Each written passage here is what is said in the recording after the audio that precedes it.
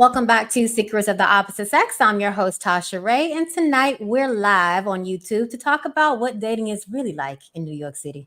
We have a great group joining us tonight, so let's get started. Hey guys, Hey. Yo, yo. why don't you guys go ahead and introduce yourselves? We'll start with the newbies. Hi.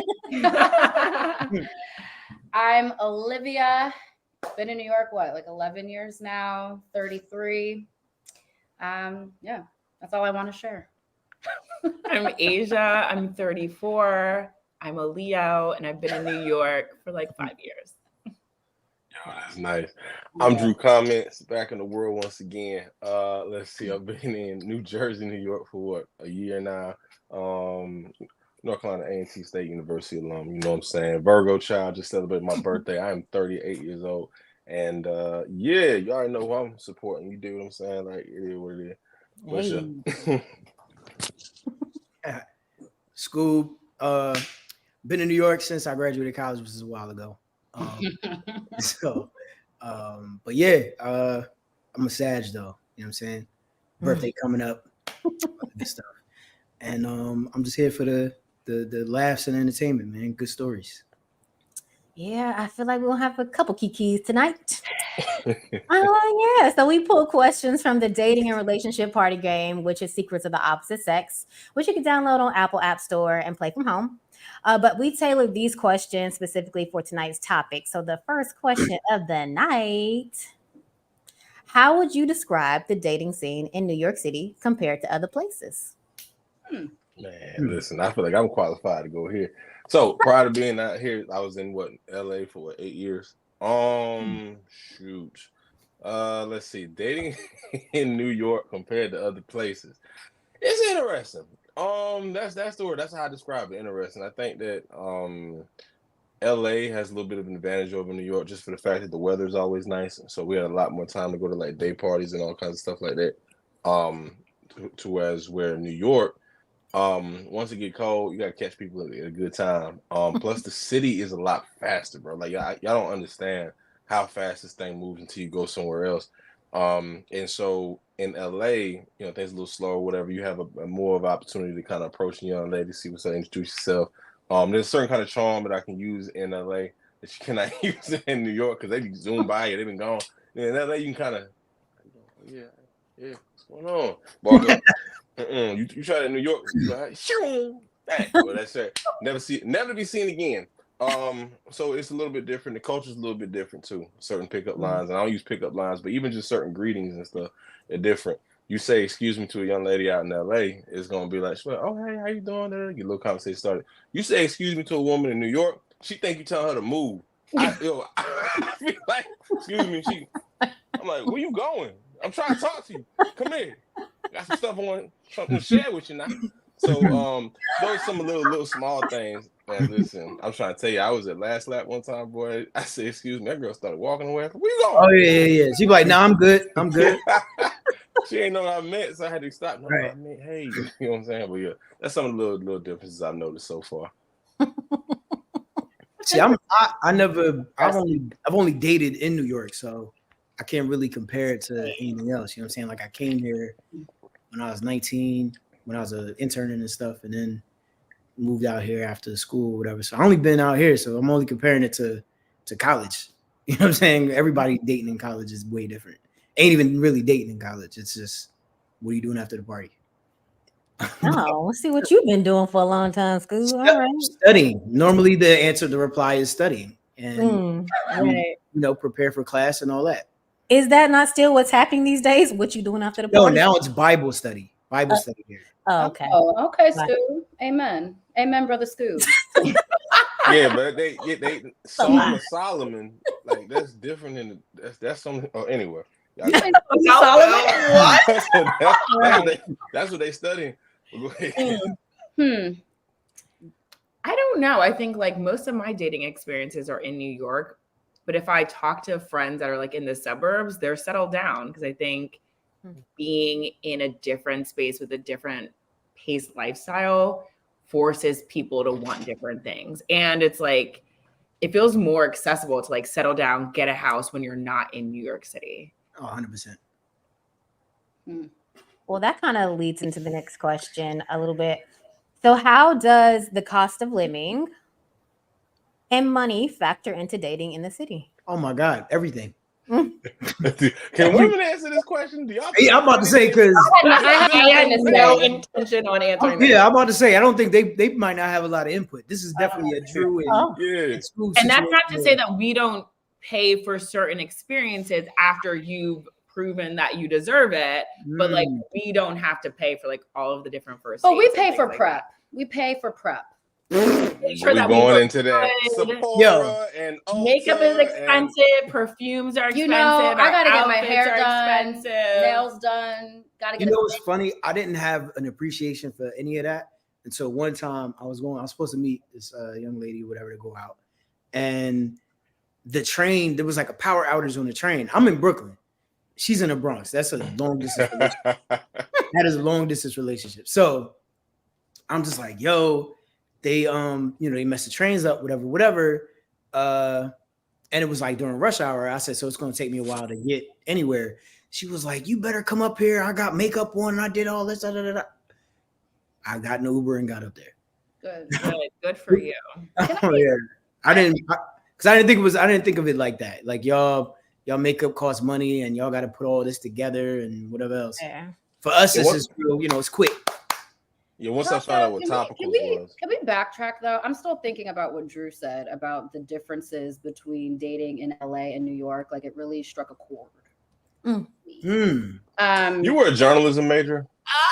I was not. I was a poli-sci major though. Okay, that was close enough. All right. Yeah, I wasn't gonna say anything, but I kind of want you to expand on why you feel like you can approach women in LA but not in New York. Because no, wait.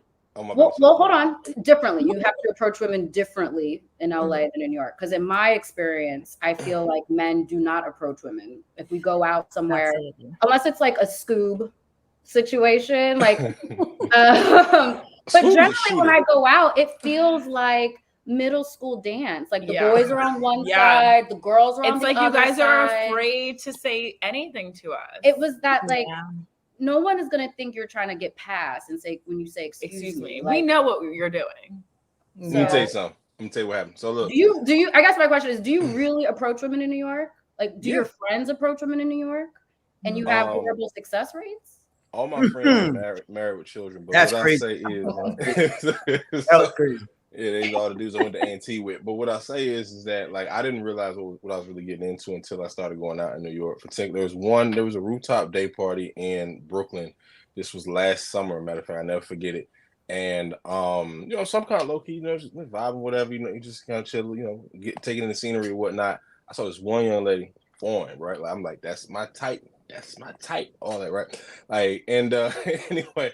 So, I was funny story. I was like working on okay, how am I going to say something to her? Because like her friends had formed like an offensive line around her. So she was in the pocket, like Aaron Rodgers. So I'm like, look, as soon as I see a gap, I'm blitzing. Anyway, basically what I'm saying here, they kind of maneuvered at one point. So I went up to her and talked to her now, and I just want to say, I said, excuse me, how you doing? And then I was like, excuse me, because the music was kind of loud. And she started scooting away, and I was like, wait, no. I said, no. I said, listen, I actually want to introduce myself if you don't mind. And then she turned around, she looked me up and down and went like this. And we went, shook her hand, introduced me to my name, and we went off from there. But that was the second time. I remember the first time that I tried to holler at a young lady in New York. I was in Last Lap. Never forget that, yeah. In there chilling, and like I seen the young lady, I was like, "Let me say something to her." I just like her vibe. I want to let her know that I'm alive. Anyway, so I walk up to her. So like, I walk up and I said, "Excuse me," and again, start walking away. And like, so from that point, I started kind of gathering, like, all right, maybe the word "excuse me" is not a good like starter in this city. In LA, I never had a problem with it. And so that was that. Strangely enough, at that same day party that I was mentioning earlier, I had struck up another conversation with another young lady, but that was easier because I didn't use excuse me. Because she was walking like a woman trying to get through the crowd, and then she kind of stopped, but she wasn't walking to me. I think she was like trying to, reposition herself. And so I just whispered in there. I said, I said, I'm like, dang, I had my hopes up. I thought she was about to come and say something to me, and she turned around and started laughing.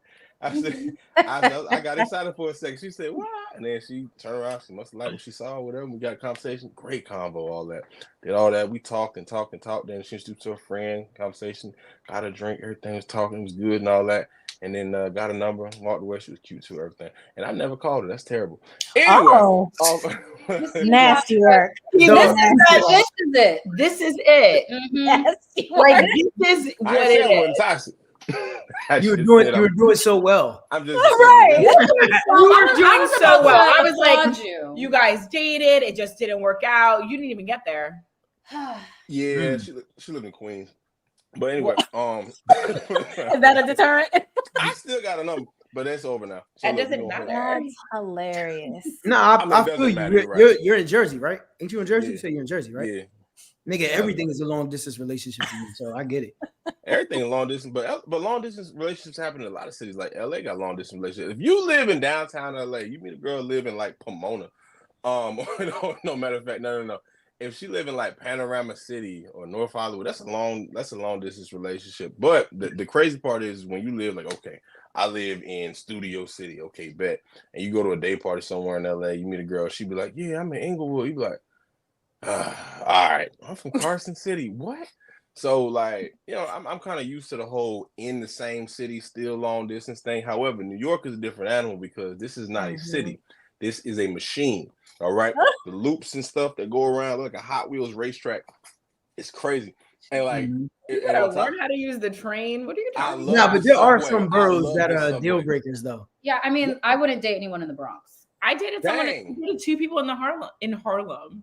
She did. She was making moves. She had a suitcase. That's dedication. That's dedication. This was in love. Okay? Harlem. I ain't been to Harlem about 2 years. That is dedication. That's why. Listen, First man, of all, my last relationship, she lived in the Bronx. Ooh, She had a car though. it's even farther. You got to, because Okay. And I have the big apartment and stuff, so she was here, so I didn't have to. or flex. I'm just saying that's the only way it was gonna work. 1,400 That's the only way it was feet, gonna you know work. what I'm saying? I got the amenities and shit. It's like an amusement park in here. Oh, okay. I'm like, You yeah. know what I'm saying? So yeah, come here. Absolutely. Nest thermostat, stainless steel appliances. Got the AC running right now. You know what I'm saying? Oh, you got money. Okay. Oh, Garage parking. Food is available. Fitness center. Before we 24-hour get deeper into concierge. the borough talk or whatever, because that's the next question. I wanted to say when we were talking about the difference between dating in different places and how women react to you, Drew. When I first moved here, I was mad as hell. And I feel like I've had this conversation with Scoob numerous times at little game nights because I'm mad. I'm like, y'all don't want to talk to me at the bar? Y'all don't want to buy me a drink? Y'all don't want no? You just want to look at me all night? Or be like, Drew, never call? That's rude. But I will say, I thought it was so odd because when I lived in DC, oh my God, I know I was never paying for a drink. Never paying for a drink. Not a thing. And I know all I have to do is walk to the bar, hang out with my girlfriend. Somebody is going to speak. Somebody's going to say something. It's going to be an intriguing conversation. Numbers will be swapped. Dates will be had. We probably going to hang out all together after the event. Like things happen. Here, I just never understand it. And one of the guys at Scoop's party told me that it's because, like, I guess, like, the real New Yorkers, like born and raised New Yorkers, feel like women are mean up here. Like the New York women are meaner and not as open and receptive to guys hitting on them or talking to them because it's just like, get out of my face. And see, I guess I never felt that way. Now I'm from Philly. The women in Philly are mean. This is nothing up here. So grow up. Yeah, that sounds like an excuse. Yeah, I'm good up here. Like, but the girl, like the women in Philly, like it's a different beast there. When my parents met, they met at the club. Okay. My dad walked up to my mother and her friend and said, would either of you like to dance? And my mom said no, and looked at her friend and said, you can dance with him. And she looked back at her and said, no, you got it. Like, what happened to perseverance? They've been married for 36 years now. Well, hold on, but let's think about the time you're talking about, right? What does the time have to? What does I'm the time? I'm gonna get this. So one of the things you just the key piece to what you said, they met at the club and your dad asked her to dance. When have you been at a party that people like ask you? So let's make it 2024 friendly. How about we're at the function, we're at Cafe Urzuli, and you say, hey, can I buy you a drink? Or, hey, can I get your number? Like how Drew was saying, they excuse me, whatever. Like y'all, I think the key difference from like what you guys are saying and your perspective is that, you know what I'm trying to say? Like that just doesn't happen. Like I'll go out places. I know I'm not ugly. Okay. So I'm going out places. Right. I'm presentable. I look put together, but the conversations aren't happening because it seems like you're too afraid. And this is general, not you two, but it seems like they're too afraid to approach you. Or the men, what I'm finding is the men want to be approached. And they think that they're the prize. That's the one. Okay. That's the one. You guys, listen, you guys are a prize in a particular framework, but we are actually the prize. And so, like, do you think that we're supposed to come up to you and approach you? Like that, when we go out, every time we leave, this is the conversation we have. Because we're like, men want to be courted. Like, okay, to Tasha's point, because I'm from Maryland, like the men in DC, like, I don't know. They just have a different aura vibe about them. They feel a little bit more, maybe it's masculine vibes. I don't know. But like, that's why she doesn't have a problem getting a drink or having something paid for or engaging in a conversation when she goes out in DC. That energy is not reciprocated here. That does not happen here. So one of the things you mentioned, so something you mentioned where you said, thank you. Okay, Cara. Okay, she know. Too cute to be out here buying Snapchat. Kari knows. I agree with that. Y'all are both very attractive. Tasha, you too, but you know you don't. Oh, thanks. Live over here. But nah, it's not like so. One of the things you mentioned, you were saying like how a lot of guys they want to be approached or whatever. I used to think that way when I was a kid though. Like when I was like 18, 19, so whatever. And it's funny because my nephews are like that. One of them, he's 15. He's like, yeah, man, I like girls that come up to me. I'm like, look at this little nigga. But that is kind of like, it's kind of like an ego thing. You know what I'm saying? Like when you grow up and constantly hear, oh my God, he's so cute and that all that stuff. By the time we are 17, 18, whatever, listen, it's here. We know what we working with or whatever. Yeah. So yeah, you're thinking that way, but I grew out of that though. Like, so any guys that are like 30-year-olds talking about, yeah, you come up to me, that's a little crazy. Childish. But that's also like very another common. thing is like a lot of men are stunted in that like teenage dating era. And so we have grown ass men walking around acting and dating like they're 16, 17-year-olds, like super egotistical, super like, it's all about the looks. It's all about that. And so now we're dealing with like men in their 30s acting that way. And I would even go as far to say 40s. 30s up. Because sometimes, you're like, well, maybe I just need to date a little bit older. No, it's all right. That part. All right. So I'm gonna tell you this. Let me tell you this. When you approach a young lady, you are going to need to have a personality, and a lot of men don't have that. You also got to be able to articulate a thought and be able to think on your feet. Everybody can't do that. Now, you would think in a city like New York that you'd have a lot of slick talkers. I mean, but it's kind of compounded. So it's that part is one. You got to be able to do that. Two, there is a little bit of that aura about New York women being mean. Particularly, like my worst fear is like I'm afraid to run into a woman who sounds like Pop Smoke. Like if she like why you like this? Because that's what the media shows. These New York girl drill artists sound like that. They be like, yeah, we from New York and I'm a babe. I'd be like, Yo, look, I don't want to. I'm convinced. I'm convinced. Drew said, "Excuse me," one time, and some girl was like, "What's good, my G?" No. Yeah, and now he's just scarred. What's up, I'm like, "What's good, my G?" How you? Man. And he walked away, patted you on the butt like he was going to the game and shit. She's like, "All right, I see you." What the drilly with that though? Yeah, I see you. Wild. Like, no, but for like, it's just like, so that's the first thing. But there is also, I think that men, I think we kind of miss in the city like New York is amazing. It's ridiculous cities. Like you have a level of immunity in a way because there's so much happening and so many women and people in the cities that, yo, you could take it. Like a lot of men are afraid to take an L when they holler at a woman. But here's the thing: you don't really take L's in New York because if I approach you, you say no, I'm never gonna see you again anyway. This city is way too big.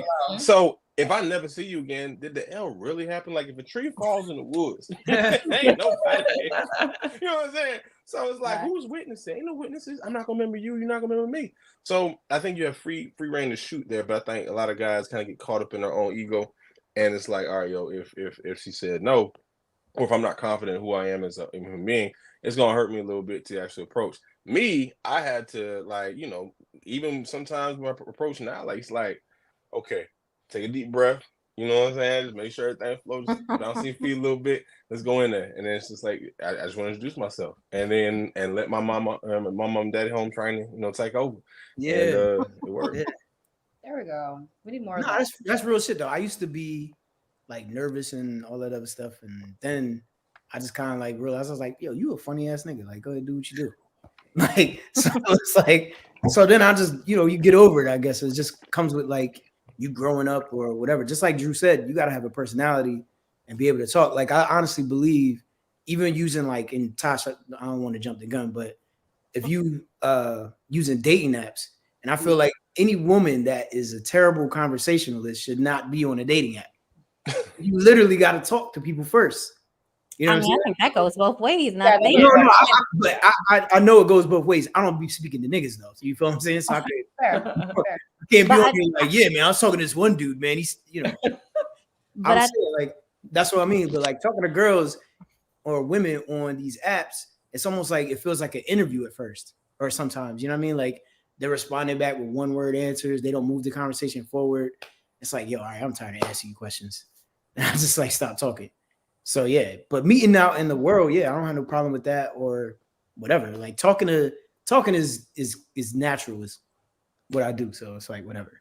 I think that what they were saying, like, and what you were saying too, I think that really ties into the next question about growth being stunted. And I feel like this is why technology has stunted a lot of growth. Mm-hmm. What role do you think technology, dating apps, social media play in New York dating culture?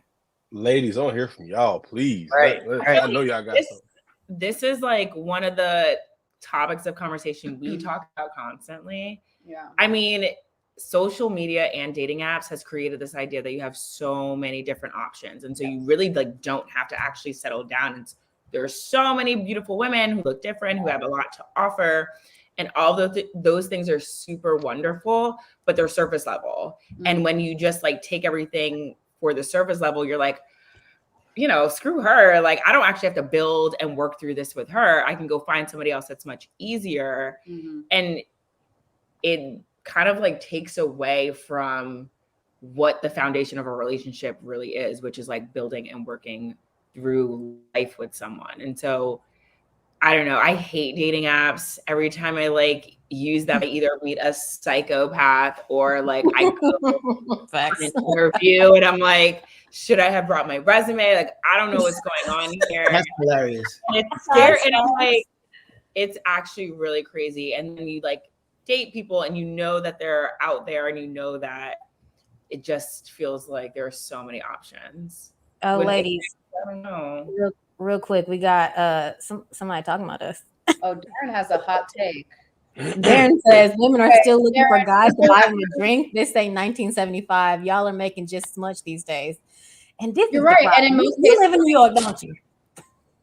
We don't need to buy a drink. We don't need it, but at the end of the day, like it's an easy entry point to conversation. Yeah, it is. How much? And you guys can answer this. Like, if we offer to buy you a drink at the bar and your homies are looking at us offering to buy you a drink, are you kind of like, oh my God, what? And it takes away from your manliness?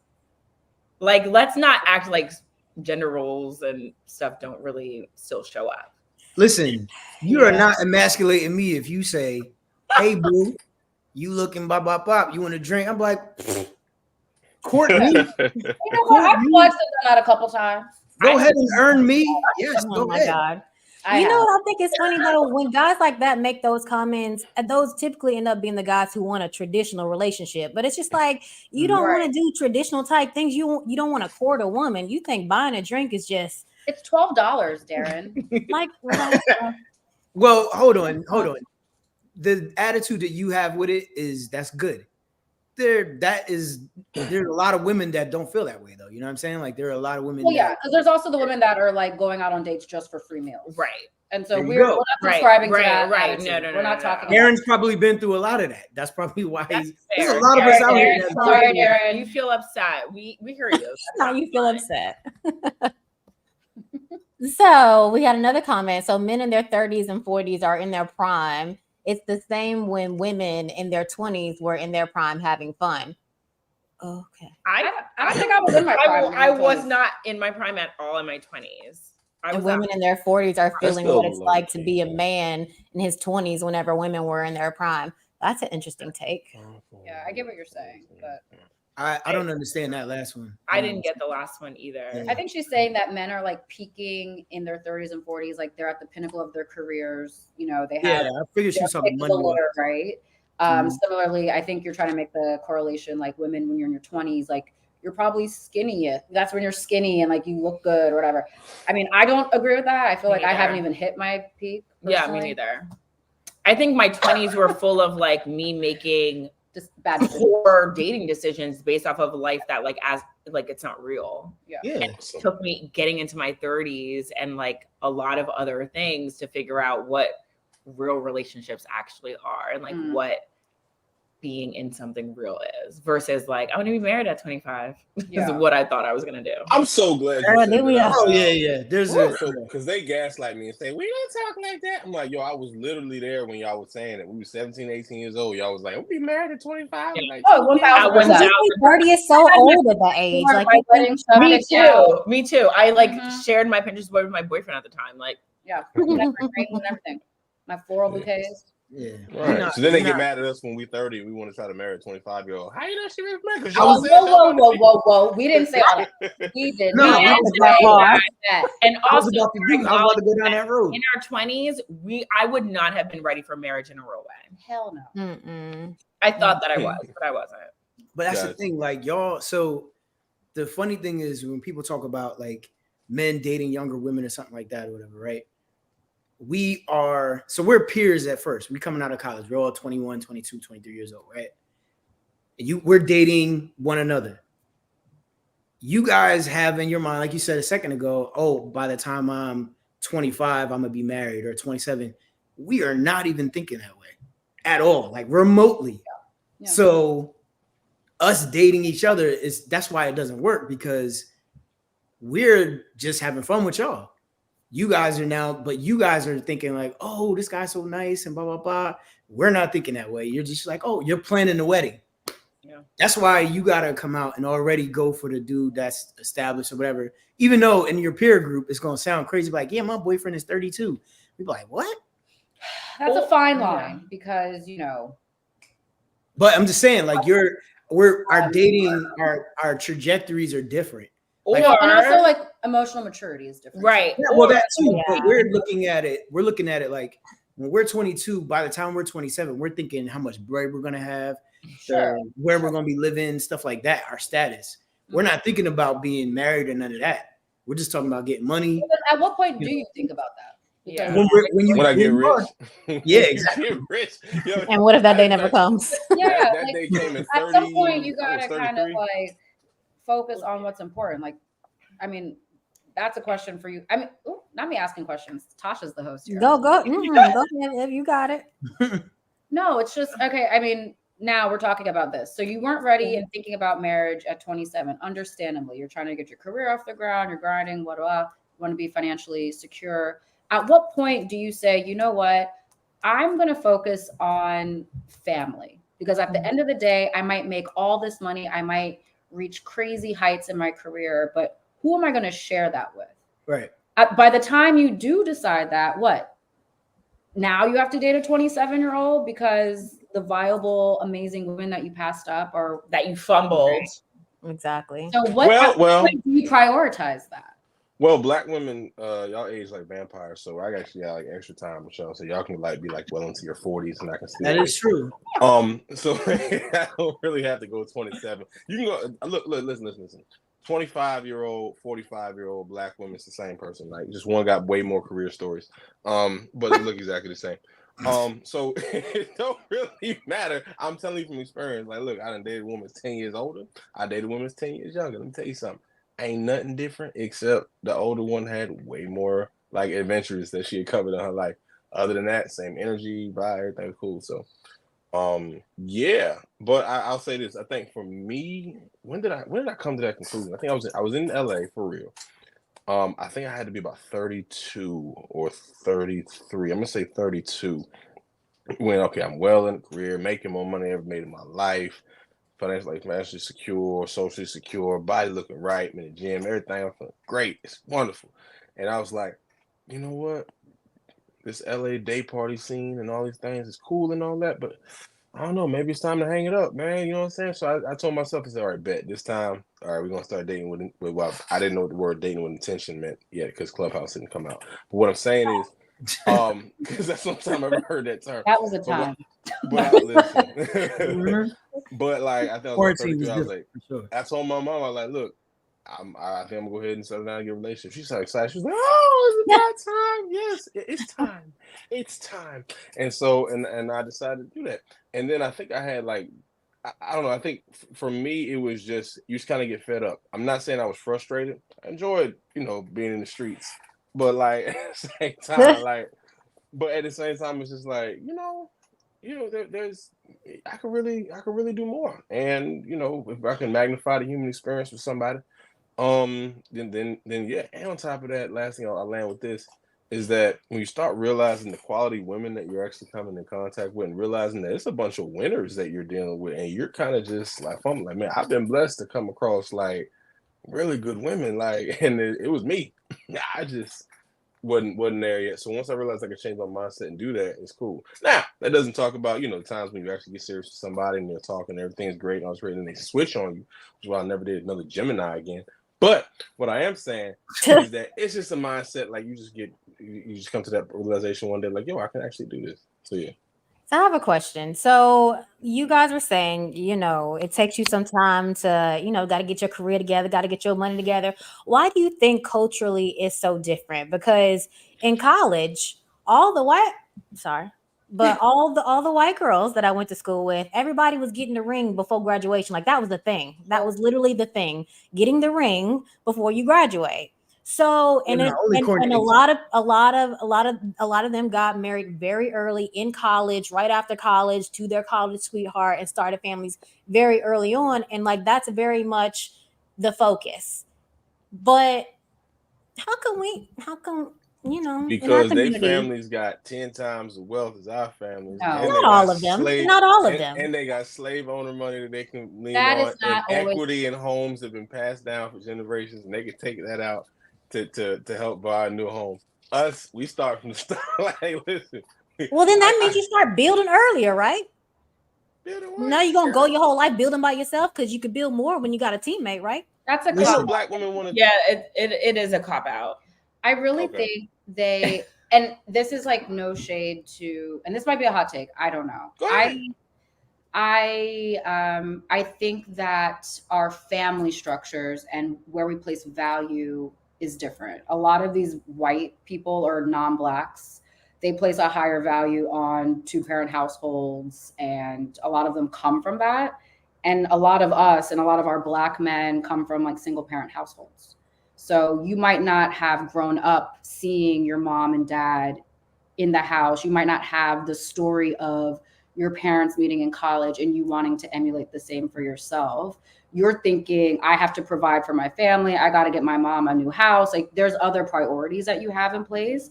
and having that traditional family white picket fence story isn't going to be a top priority for you because you haven't seen it and you haven't really experienced it for yourself. So I just think that like that's just a cultural difference that we kind of just have to break that cycle ourselves. That's a good point. I will say though, my parents actually did recently celebrate their 40th wedding anniversary, so shout out to them. So I've seen it. We're fortunate to have the two-parent household. Same. Not all of us are. Very true.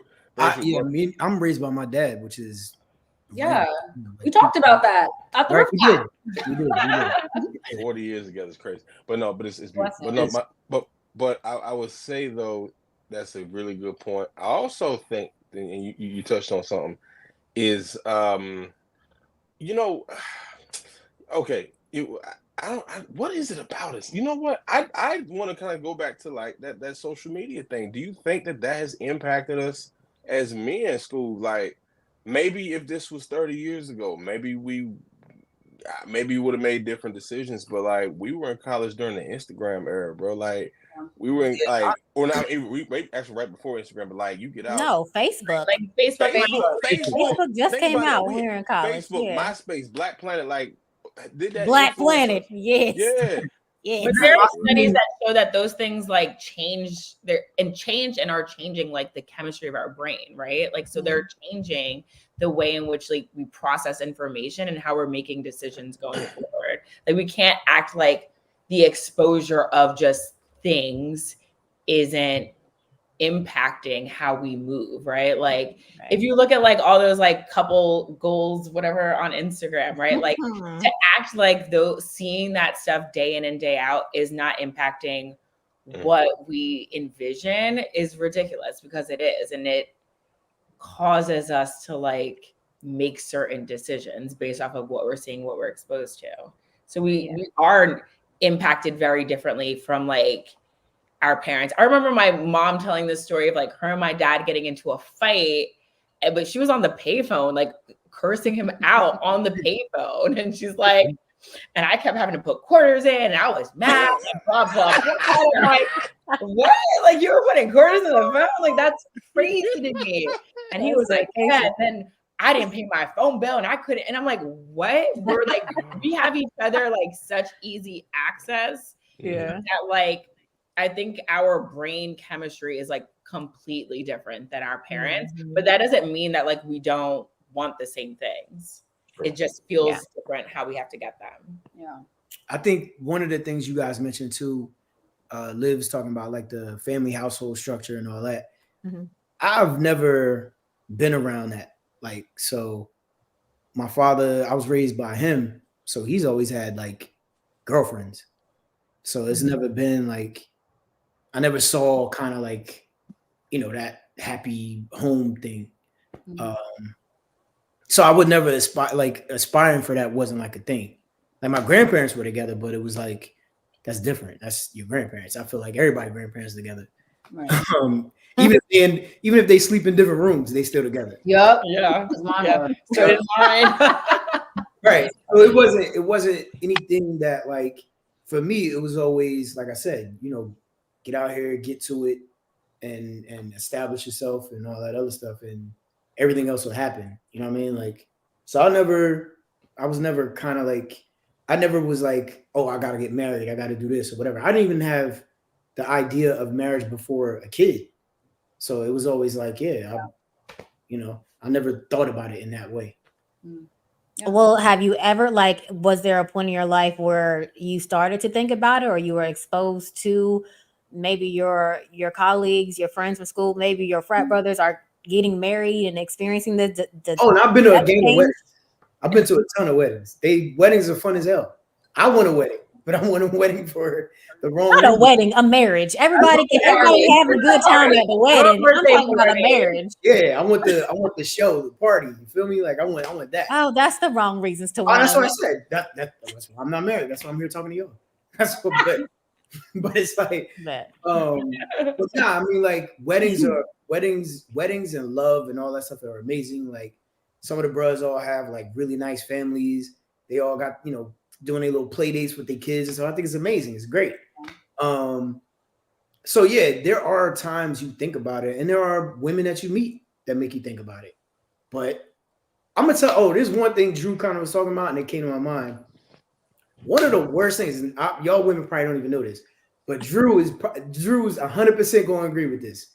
One of the worst things as a man is to meet a dope woman when you are down, when you don't got like your career's off, everything's fucked up. Meeting a dope woman is the worst thing ever. Because we can't for y'all. You can't do like there's nothing we can do with y'all. And the thing is, we'll meet y'all just how you're talking about a guy that may not want to talk to you in a club or whatever. He could be going through hell, but his boys are dragging him out. He can't open up to you and tell you all that. You're like, damn, this nigga just told me the most heartbreaking shit ever. It's like, girl, this nigga gotta go to he getting evicted next week, and he. But you know what's crazy? Women will hold y'all down through that. Now boundaries are a thing, but you know, if you that's another story. It's a different, that's a different topic. Because it's like I want to build with you. I'll be I don't blah blah blah. It just is the other thing that's terrible is when you open up to the wrong woman. Opening up to the wrong woman is another thing. Like you just how you're talking. So say one of us, Drew or myself, we meet one of you guys out and happen to be, we think you're cool enough to be vulnerable in a moment or something.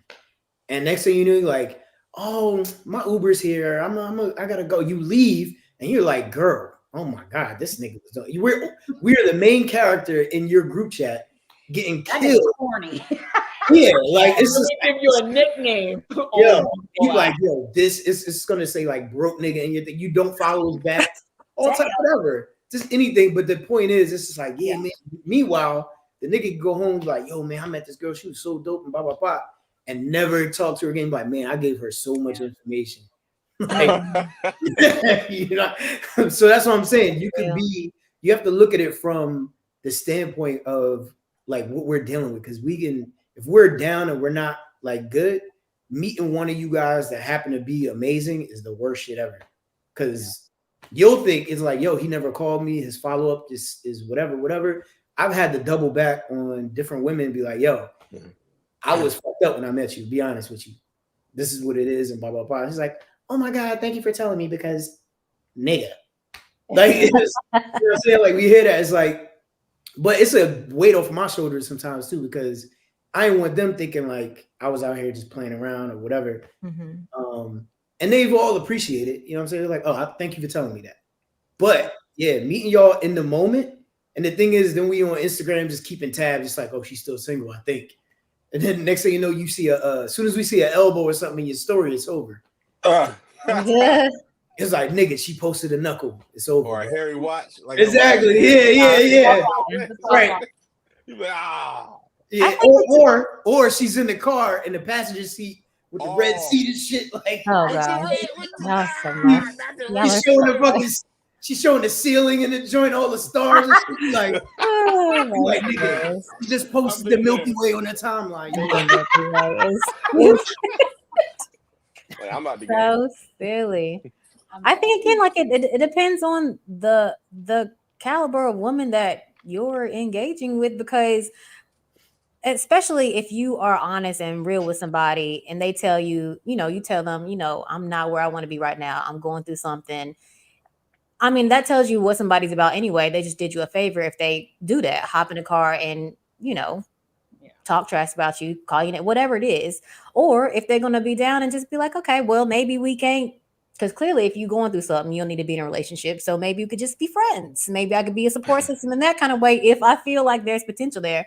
But I don't always think that's true, because I started dating somebody in the pandemic and he was down.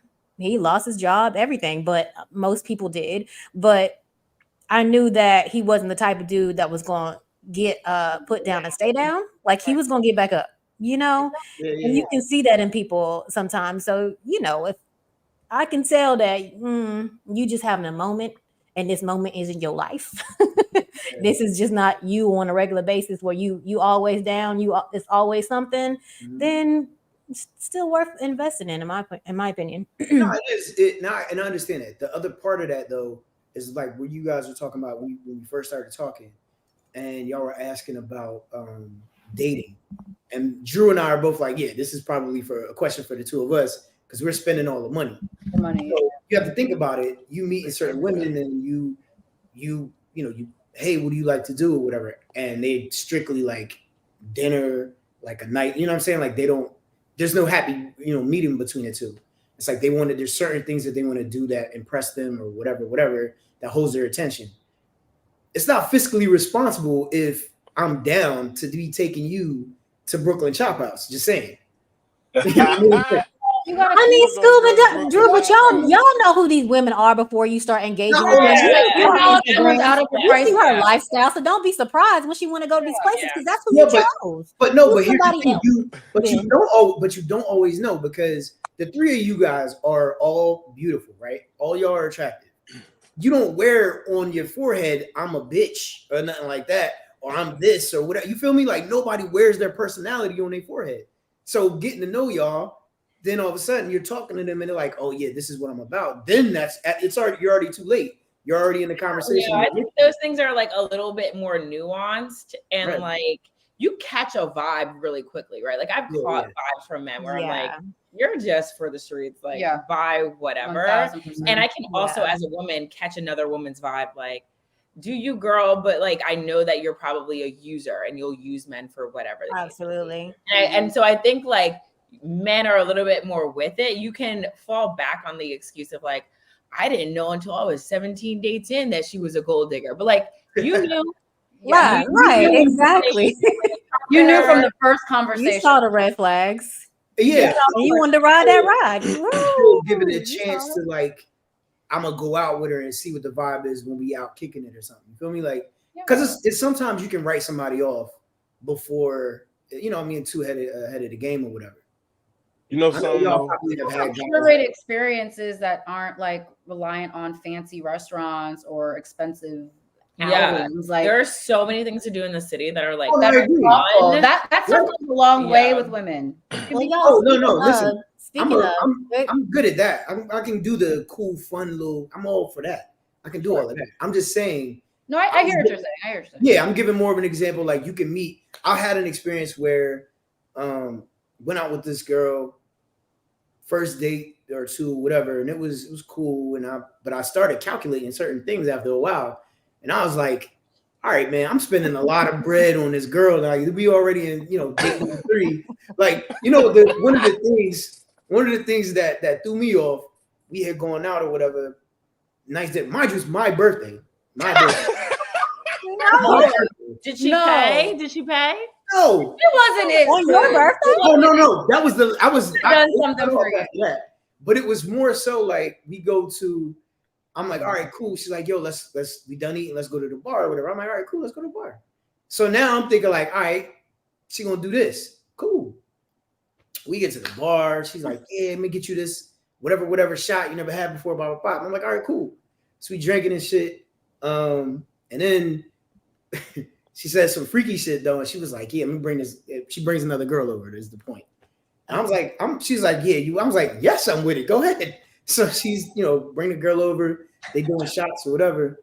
And at the time we about to close out or whatever, the bartender come over. He was like, yeah, I'm gonna go get the tab. You bring this. And she goes, Scoob. I was like, yo. The signs were all there, Scoob. But like the signs were there. Oh no. Once again.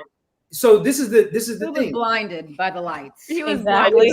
Scoob was blinded by the girl. So I'm gonna tell you. Yeah, of course. I'll tell you what happened in that. I'm gonna tell you what happened there. The reason why so after all of this, and I just started, just how you saying, like you get the signs and feel whatever. I was thinking to myself, like, I am dating her for sex. I'm not dating her because I like her or dig her, nothing like that. Tasha's sipping So her once I had that post nut clarity kind of realization, I was just like, yeah, I'm good over this. I can't. Even Drew is looking at you sideways. But also then that becomes mutual because you were dating her for sex and she was dating you for money. Yeah, like there you go. Y'all were the perfect match then. You were using her for sex, she was using you for your money. So that's what happened. Both Yeah, y'all it was didn't your talk. birthday, You can't bro. be mad. She didn't for do you? anything. I wouldn't. No, she's not it. Oh Chick no, I was- knew it was it that day.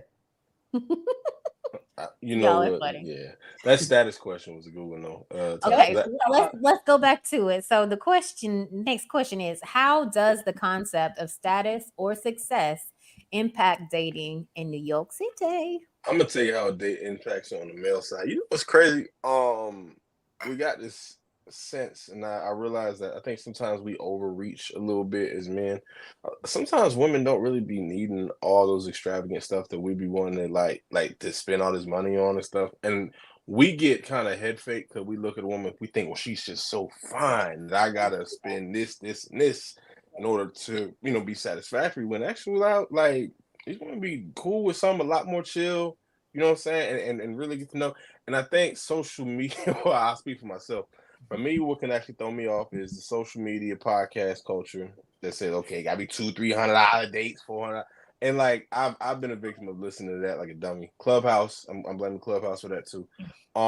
Twitter. But like you just hear these messages, you be thinking like, even in your head, and the bad part is as a man, when you got it and spending it don't really mean nothing to you, you go ahead and do it. And it's like, you know what? I really didn't have to do that. It didn't break me or anything like that. But like, I think that we will as men sometimes, and I'll say, when I say we, I mean me, specifically. My mama called me out on this too. That hurt my heart. Not your mom. My mama, her 60, she called me out. She says, your problem is you be doing too much for these women too early. I was like, what? You be taking all these nice ones. Where you say that one girl? I said, we went to Brooklyn shop. See, I did. I really took you there. I've taken women to what's that? The Salt Bay, Nusret. Like, you tripping. Listen, bro. Hey, look, and I spend like, I got it, whatever. And it's like, Yeah, you know what? Yeah. But like, and this is what my mama told me when she criticized me for not being married yet. My brother's married. My younger brother's married. I'm not. So look. So anyway. So like, it's like, okay, you start off so high that it's hard to have anything to work towards. Mm-hmm. You know what I'm saying? You kind of got to work. Mm-hmm. And so that's one of my things. And so like, go to a basketball game. We sitting like close to the floor. Like I'm trying to get. It's like, you know what? And then you talk to the girl. She's like, actually, I would have been happy back there too, as long as I was with you and the experience. She's like, for real? So I think that the idea of status, and the bombardment of the messages of what we see just in the city, what we see on our explore pages or For You pages, whatever it is, what app you're using, it can kind of I'm not gonna say camouflage, but it can send a false perception of what is actually required. And I think maybe a little better communication, at least on my part, I'm speaking for me right here, can kind of save me a little bit of money. And so I think it does impact it a little bit. So that's just what I was thinking about. And it like gets in the way of like getting to know the person, because I feel like my most fun and most thoughtful dates were just things that like I had spoken about as interests of mine, and you figure out a way to make a date around it, right? Like I've been to really nice restaurants and all the things, whatever, and like that's really nice. And I think like if you find a decent girl or woman, she'll appreciate it. Yeah. But I think what we appreciate is like thoughtfulness. Even if like I think I had a really fun date and it didn't work out with the guy, but like I'm a Harry Potter geek, and like he took me to the Harry Potter experience, and he was not into the Harry Potter vibes, like at all. I was like, oh, it was a little pricey, but like it was thoughtful. And I'm like, oh, like you did this because you listened to what I said to you, and you like put me first in a way that like wasn't actually fun, where I guess we could have just gone out to a really nice restaurant. But that's boring, and anyone can do that. Exactly. Anyone can take you out to a nice restaurant. Do you want to get to know me? Do you listen to what I'm saying? If I say like, oh, I like to talk shit. Like I'm a fake shit talker. take me to barcade. Take me bowling. Like, let me talk some shit. Like, let's get to know each other. Like that's how but I think also like, do you guys sit and think about the type of women that you actually want to be with? Or is your judgment clouded by what's on the exterior? And are you using discernment? Like, in Scoob's example here, like it was your birthday, and she didn't. Oh, that was one girl though. Don't get it fucked up. No, I'm using it as I'm using it as an example. Yeah, I got you. What kind of woman do you want to spend your time with? I knew it wasn't her. I knew that. Yeah, so like planning dates and having conversations based on the type of woman that you would want to be with and using your discernment will get you really far. Like to Drew's point, you don't have to shell out a bunch of bread. Like one day you're gonna get to a point where like, you know what, I really want to do something nice for you. Like let's go to the Chop House. Mhm. Let's have a little weekend trip. Yeah. You really want to get to know the person first. Now that's not saying like let's go for a walk or get coffee, because I don't believe in pre-dates either. But like just being thoughtful and like thinking about the woman that you actually want to attract and be with. Like planning a date for who that person is. And I feel like because we're in New York City and because there's like the illusion of so many options, the muscle of discernment isn't super strong for a lot of people. Like you don't, and including myself, right? I'm like, are you going to act up? Like I'm gonna go to the party and it's fine. Like I'll find somebody else, right? You don't actually like push yourself to think critically about what it means to like date intentionally and who you want to date, and not just like what that person looks like, but what are the qualities that they're bringing. I think in the city that we're in, there are like really important muscles that we don't have to use, discernment being one, intentionality being another. We're just kind of like, it's easy to be super meh and go with the flow about things. Yeah. Live in Asia, I think you guys are, I think y'all are an anomaly. I feel like since I've been in New York, the women that I've met are very much like what they're talking about. Like I feel like they are. And Drew, to your point too, I feel like this is what we don't do. Like we get used to say you want to go on a date. I'm gonna take her to the most expensive place I can think of. Maybe she's not that person. And I feel like early on we should talk about love languages and how we want to be shown I things. asked that question up front. Yeah, like I don't think we're an anomaly. I think there's a lot. Like I'm thinking of like women in New York City. You don't think so? I think we're maybe the minority, but there's a lot more. I truly think, and I'm thinking of my friend group, okay? And I'm thinking about women that I know and associate with. There are a lot more women that think this way than you would think. I think that if you are a professional woman, that you're independent, you're making your own money, you're paving a way for yourself. You don't need a man to like flex and take you out to these nice spots. Like that's anyone can do that. And I think that there's a lot more women who think that way than you think. Up here, I haven't experienced that. Up here, like typically 9 out of the 10 women that I meet expect that, and they are those women. They are single. They are independent. They got their own money, very successful careers, and don't need a man, but would like one. Right? So I value connection, but they expect all of that out of it, and that's what I mean. I feel like y'all are more level-headed. That's how it should be for me. Like I definitely care about. Do you have a job? Yeah, that's how it should be. Like I care about those things, but I don't need you to flex and show me those things, especially right away. Like because that gets into love bombing. So now we're talking about love bombing, and I don't like. Yeah, and I care about those things because Drew is laughing. Why are you laughing, Drew? But like your success or your status can actually like highlight a lot of your values, whether you like want to acknowledge them or not. So like, are you hardworking? Right, like. Whatever it is that you're hardworking at, like, do you have that skill? Like, are you gonna like? Do you have a level of grit where you're like, damn, like I'm down bad right now, but I'm not gonna be down bad forever? And I think like sometimes we highlight status for what it is, but we don't like peel back the layers of like, what did it take for this person to actually get there? And like, are those the traits and the values that I want in a partner? Yeah, I mean, there's definitely been a time where I've prioritized those surface level things, but then like when you get into the relationship with the person, it doesn't last. Like there's it's not sustainable. Right. So you kind of have to like grow, I guess. Maybe like we're the anomaly because you know we've had experiences and we've worked through that, and like we can acknowledge and highlight what is a priority, what is important. Maybe the girlies aren't, healed. There's also like a level of accountability, I think. Like, I don't know, like, I don't really know like how people process, but I was in like a really long-term relationship in my early 20s, and getting out of it pushed me into therapy that like kicked my ass. I was like, oh, so like I'm also the problem? That's really I was like, oh my God, like my shit is showing up in really real ways too. And I think like it goes back to like the grass is always greener. Like there are so many options where like I don't have to push past that discomfort and like think critically about my stuff, because if you make me uncomfortable, I'm gonna move on to the next. And it's like, really easy to do so. Oh yeah, nobody, no person or anything is above my peace. I'm like that part. As soon as I see somebody is whatever, I'm like, mm-hmm. Like I told y'all that one. I gave y'all that one horror story, but that was it. Though. Cool being on the couch for real. I have a good time on my couch. I don't. Okay.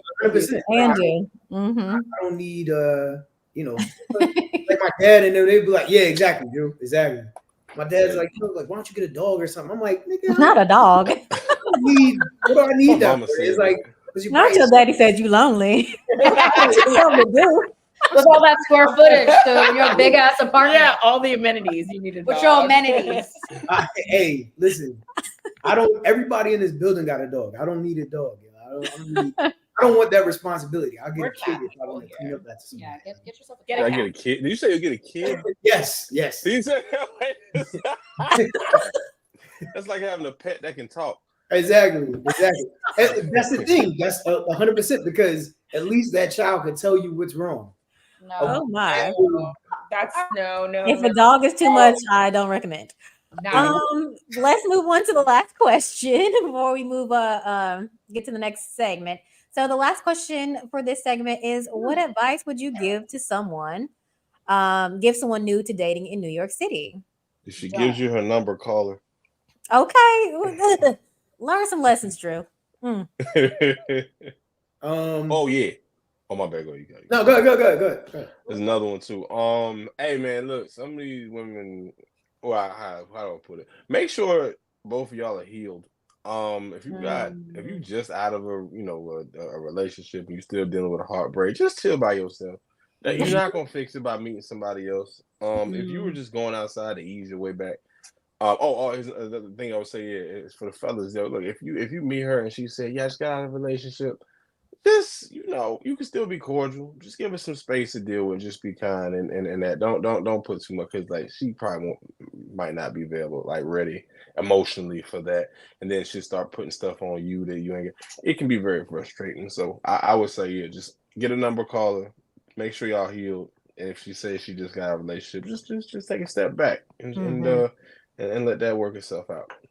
I think there's two lanes. I think there's dating and then there's intentional dating. I think dating in New York City is a lot of fun.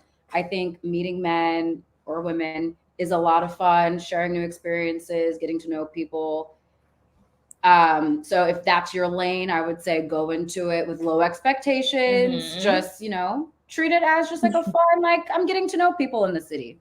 Now, if you're dating intentionally, to Drew's point, you got to do a little bit more weeding out. You got to use your discernment, which is my word of the evening. I feel like, and find people who are like aligned, like-minded and aligned. Yeah. But dating in New York is fun. Like, this is the best place to date. It can be fun. It can be really lonely, and it can be like a lot of fun. Yeah. I think my advice would be like, be super clear about what space you're in, because there have been times where I'm like in the go with the flow. I'm gonna, I've got my roster. I'm doing all of the things, and then it switches up. Yep. And I'm not like being honest with myself about the switch up. And now I'm caught up in this bullshit for years, and it's not going anywhere. So my advice would be like, be super clear about where you're at, and then when you're not there anymore, be real about that, and like don't compromise, don't settle, because as much as we've been like shit talking all of the options, what you want is out there, right? And like it'll take a little bit to really get there, but like it's out there, and so you'll compromise on certain things, but you don't have to settle for someone who's not for you. There's a lot of men here. Yeah. Not you having niggas in your phone say there's carbone. Oh, not in these iPhones too. In these phones, you don't even saved anymore. You don't get your number saved, okay? Because as soon as you start saving numbers, they act up. Okay, ain't that the truth? Oh, that's And crazy. you're only referred to by the nickname. The nickname that the group chat gives you. That's That the part. one rule. Don't be giving that man a name. Don't Mm-mm. give I'll say that this. They man gotta a earn it. name. To that point, I just want to add one thing to what I said too. If I would tell fellas, no, you are part of a roster. All right, this is not a one-player sport. You have teammates.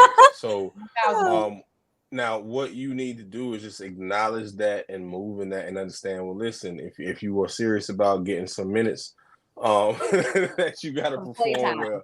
That you got to play time, practices, tryouts. You know what I'm saying? And then typically she will give you a little bit more playing time. And if you if you a star, you start seeing more minutes than everybody else. But yeah, you definitely got teammates. So I would maybe emphasize that point for real. I got a problem with that. That's cool. Like I said, as long as I'm starting, I just want to be a starter. I'm not tripping over somebody's been on the team. As long as I'm starting. Everybody has. I think that's another thing. You have to expect that the person you're seeing is seeing other people. Especially the ladies. Please, these men are seeing all of the people. It's good to be Delulu until it's not. Okay? Yeah. So get you somebody else too. And don't put your eggs in that basket. Stack up the roster. And my next piece of advice is don't get rid of your roster for a man who's not the man. Because that's bullshit. Okay. We have more to talk about that. If you want to talk about word. Tasha will head us up for the next episode. Okay. Give me more content. I like it. Yeah, I don't really have no advice. Really, I can't think of what? I mean, Who said good luck? You said me and my amenities are fine. No, I guess honestly, it's like there are people like, especially if you move here, you have to get out. You have to like experience New York. You got to be in spaces where you want to meet different people. The people you want to meet are at. Stuff like that. I think a lot of people kind of just come up here and they start messing around, hang out with their coworkers and shit. It's like, like that's just weird. It's like none of these people have like stuff in common with you like that. You know what I mean? Like you got to go out and meet people, but you also have to be slightly extroverted in a way. Even if you're an introverted person all the time, you can't be that and go out in the club and just like sit there and shit. You know what I mean? Like you got to mingle. You got to get out and, if you're by yourself or whatever, that's the only way you're gonna meet people. Yeah. Is you in a group chat by yourself otherwise. And that's so hard. I think it's easier for y'all to like get out and meet people. Yes, I really struggle sometimes. I do too. I'll hit the group chat like, y'all, we have to get out. We gotta go out. We have to go. Right. I know we want to stay inside. I know Selling Sunset has a new season, but we have to leave the house. We have to go out. We have to get around new people. Like that's the only way. I think that's where we get stuck because I think we've like found a really nice community here. And then it's like, cool, like this is so much fun. We love these people, but we're not dating any of these people. So like where are we gonna find people that that's the hard want to part. date? And it's always really hard to like figure out where those spaces actually are. Yeah. I get it. Yeah. I think other thing too is like sometimes you can luck out and meet people that know people.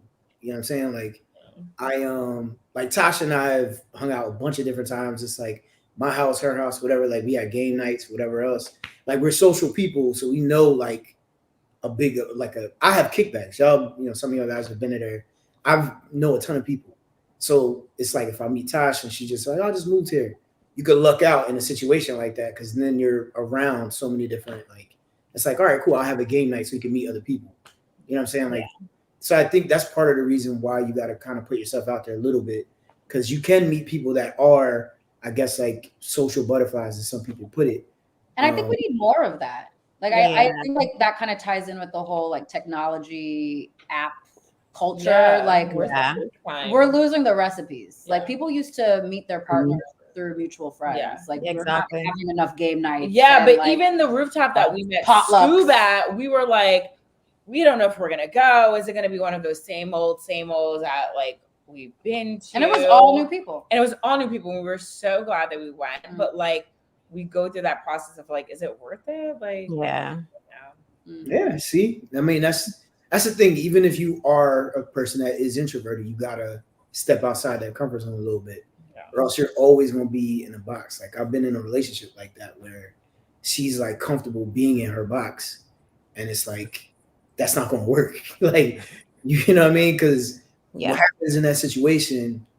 Anytime like I would like push her to kind of do something different or whatever, I always got pushback from it, and it was always like a fight. Everything was like a fight, and it's just like I don't understand why we got to fight about this. I'm not like against you or nothing. I'm just showing you something that another way, or something like that. But it was always like a, what I mean? So you got to, if you're somebody that's used to being in that bubble, there's no way you're gonna like meet whoever you want to meet if you're only comfortable in that bubble. Yeah. Well, you know what they say about comfort zones. Nothing good ever came from comfort zones. That's true. Be great.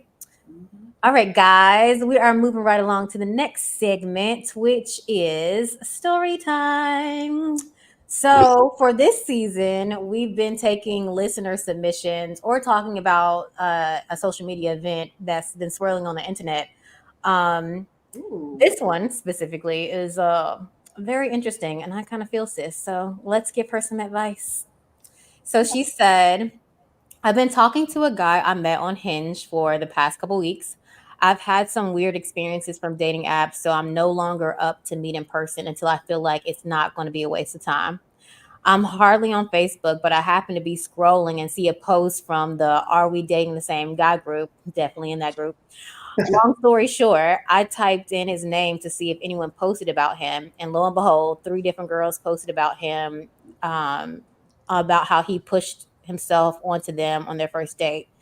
I've deleted the app and completely over the internet dating. As someone who has only lived here for a year and hasn't made a lot of friends, how else am I supposed to meet a man that isn't dating every other woman in the city or has horror stories online about them? Wow. I think you have no hope. That him pushing himself on women is super crazy. So like major fuck him. Like that's wild. Yeah. If we like put that aside to like give her advice moving forward, I don't know. I think like you have to know that men are dating the same way that you should be dating. So like I've never joined one of those groups only because I know that it would like hurt my feelings. But it's like you have to have it in your head, like, this is not my man. We are not exclusive.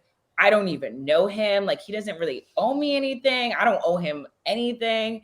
And like, what are the vibes? Like, let's have a good time and be okay with like, at least in the very, like, you met him on Hinge. Like, what else do you think he's doing on Hinge?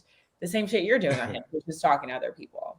So like, that's the first thing you have to like come to terms with in the beginning when you don't know someone, is like knowing that they're dating other people. I think also like the apps are, again, get back on the app. Get back on the app. I recently just deleted my apps, but I've been on and off for a long time. Okay.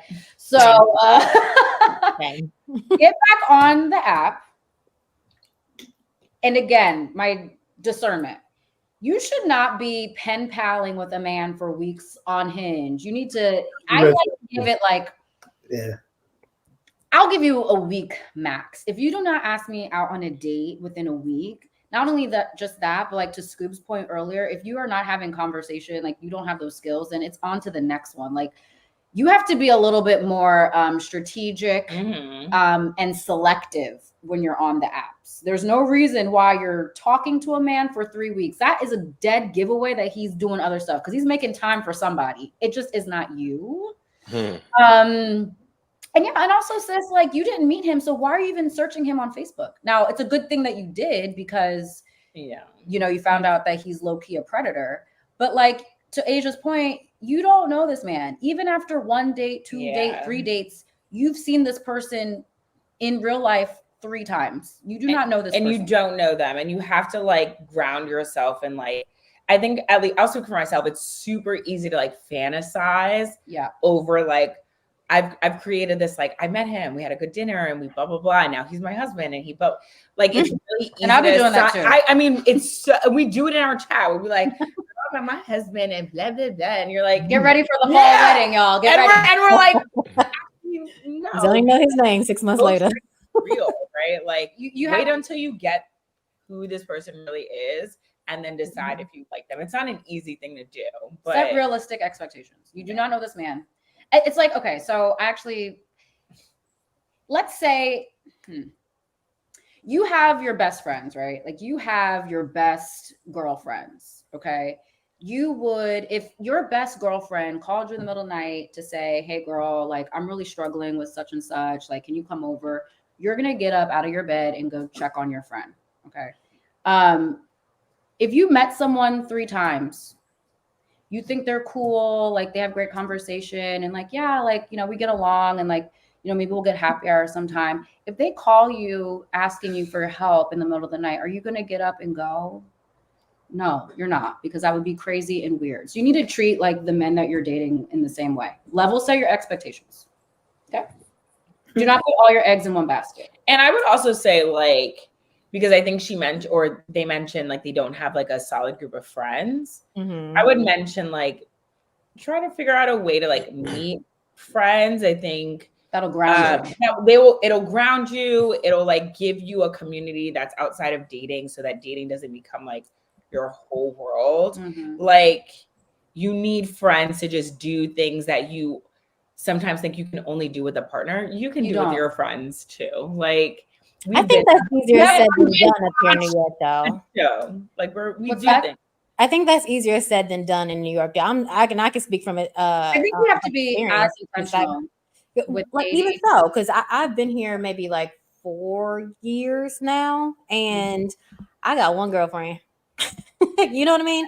And it's like it's hard to meet people, and even if you meet them, so I've gone to Suburbs events and I met cool girls, but it never gets out of the first text message. You're like, hey, or it, you know, I see you at a party, hey girl, but that's it. So it's hard to make those connections to even be like, hey girl, you want to go to brunch or whatever, you know? Because I think that it does get harder the older you get too. It's just as difficult as dating up here, in my opinion. Yeah, I mean, I think we're fortunate enough that we all knew each other from like college, and so like when we came here, like we kind of had a built-in community. But there are friends that we've made along the way. Like I know, I mean, I don't know who's launching, but like we joined a kickball league. You met tons of people there. Like there's just like stuff that it's uncomfortable, but you kind of have to look for it. The same way that you're looking for a partner, you have to look for communities that you can be a part of. And I mean, I know that the girls right now are talking about join a run club, blah, blah, blah. Like join a tennis club, join a run club. There's like girls or like anything that's like, they have networking events in the city. You can go on TikTok or Instagram and like find meetups. Like they are happening. I think you just have to be a little bit more intentional with it. It just is hard when you're older. Like you don't want to make new friends. It feels harder coming into like girl groups that are already established, and I get it. But like, I don't have a problem with that. Like I feel like it's easy to form those, like make those initial connections, but maintaining them, I feel like it's just I've met a lot of flaky people, men and women, across the board up here. Like that's totally fair. You know, or be like, yeah, I'll come, never see them. You know what I mean? Like and that's my first time experiencing this at my big age. First time experiencing this, and I've lived a lot of places, and I've never had a hard time dating and making female friends as I have here. So I kind of get it, and I feel like it's hard, like year 2 to feel like okay, I'm meeting some people, making a little bit of progress, but it's interesting out here. It can be super lonely. It's really hard, and that's what that's the main reason why I wouldn't move to another city. I would, because I already know myself. I would be alone. I feel like it's easier in other cities. Like this is just New York is just everything in New York is excessively hard for absolutely no reason. Like everything is 10 times harder. Yeah, that's what I was going to say. Like we're all, you know, Black college students at some point, so we're probably members of like an NABJ or, you know, different like engineering programs, whatever, those little communities you have in school. They usually have like networking events. That's what I was going to say. And you can go to these things. Again, this is you having to get out of your little bubble that you're normally in. But if Liv and Asia don't know each other, you guys are both at a Black engineering thing or Black women in tech event or whatever, you have a talk, an intro point to, hey girl, how you doing? You know, whatever. Or y'all know how y'all do. Y'all see see each other out and be like, oh girl, that lip gloss looks amazing. Like Your lip combo. Yeah. Oh my gosh, I like, love it. Is that topical? Topical? Dudes don't do that. Like I wouldn't see Drew be like, yo, my nigga, your lineup look real crispy. Like, it don't You work. guys would join like a basketball. Right. That's like where y'all balling. That's an easy one for y'all. I Yeah, learned but how to play basketball. Yeah. But sometimes, I play honestly, football. the easy way for dudes to meet each other really could be like, yo, you got the fives on, or you got the whatever. Like, I fuck with those. I was gonna grab those or whatever. Like some sneakers or whatever. Like you see, that's an intro point or whatever. But it don't work like that for us. We just kind of like it just happens. Women are a little bit harder. And I also think Yeah. if I'm being super honest, I think very generally speaking, like there is this natural born level of like competition that I don't know if women in general like acknowledge. But I grew up with sisters. So like I'm one of 4 sisters, and like competition is like how we navigate and operate within our family. Like we're always fighting. But I think like when women meet, we naturally like size each other up, and it's shitty. It's like, really? I think so. I think like I think it creates a barrier for like making real connections. Like I've gone out before and like have met cool girls, but like have felt like, should I be guarded? Like I don't know, and I don't even know if it's like accurate or fair to say, but I think a lot of people navigate really selfishly, and that creates a barrier to like make connections as women. And like we're fortunate, like we've met girls that we didn't know in college or through college, and like have like we love them, and they're become a part of our friendship group. And I think it like we're able to do that because we feel super secure in our friendship group. But like I don't know if a lot of women always feel that way. Mm-hmm. And so when you meet new people, it's like a little bit of a side eye. I've felt that from women before. Yeah. No, I've seen. So I was actually just talking to a friend of mine. She is having a little bit of turmoil in a friend group that, funny enough, they all met through me. And surprise. Here's the problem. So, no, it has nothing to do with me. But they're having a bit of issue between them. And just listening to one of them tell the story, I'm just like, yo, this kind of sounds like she's in competition with you. And whereas like she's probably, one of them is used to being the girl out of the group, you know what I mean? That the guys do. Yeah, and it was like I'll give you a funny story. Like, so we Nike had a football league out here. So my team, some of us played together, and we became like a group of us became like friends on the side. Like, you know, Gary, that's one of my homies, one of my partners. But like we became like a group, it's like 5 of us. And I would go out with some of them. I had to tell them one time, I was like, yo, I said, it's different hanging with y'all niggas because I've never been number 2 in my friend groups. And they just laugh at that. But this nigga is like 6'6", so it's like it's different. Like it's like I'm like, all right, I gotta play a different role here. It's kind of like a sports reference like Drew gave earlier. You have to play a different role. It's like, all right, cool. You gotta know what your lane is and master that. I think dudes can kind of establish those things or figure those things out where it may be more of a competition thing, like you said, and women groups will fall out because they can't shift into that role, or their ego won't allow them to say, oh, okay, so you're this girl, I need to be this girl then. Because meeting pretty women together is I'm like, yo, that's great. But the bad thing about it is, as a dude, you could pick the wrong one. A dude come up to live, be like, oh, what's up, girl, blah, blah, blah. You be like, yeah, I'm married. Asia is already like off having a drink somewhere. It's like, yeah, it's you. I can't double back now and go after your single friend because it's like I've already shot here. There's a technique to that. Yeah, a dude playing his flag somewhere, it's a wrap. You cannot bounce anywhere else. You can no longer play in this particular sandbox. So it's a wrap. You got to pick the right one. So I think that also goes into the play with the when y'all were talking about men approaching women.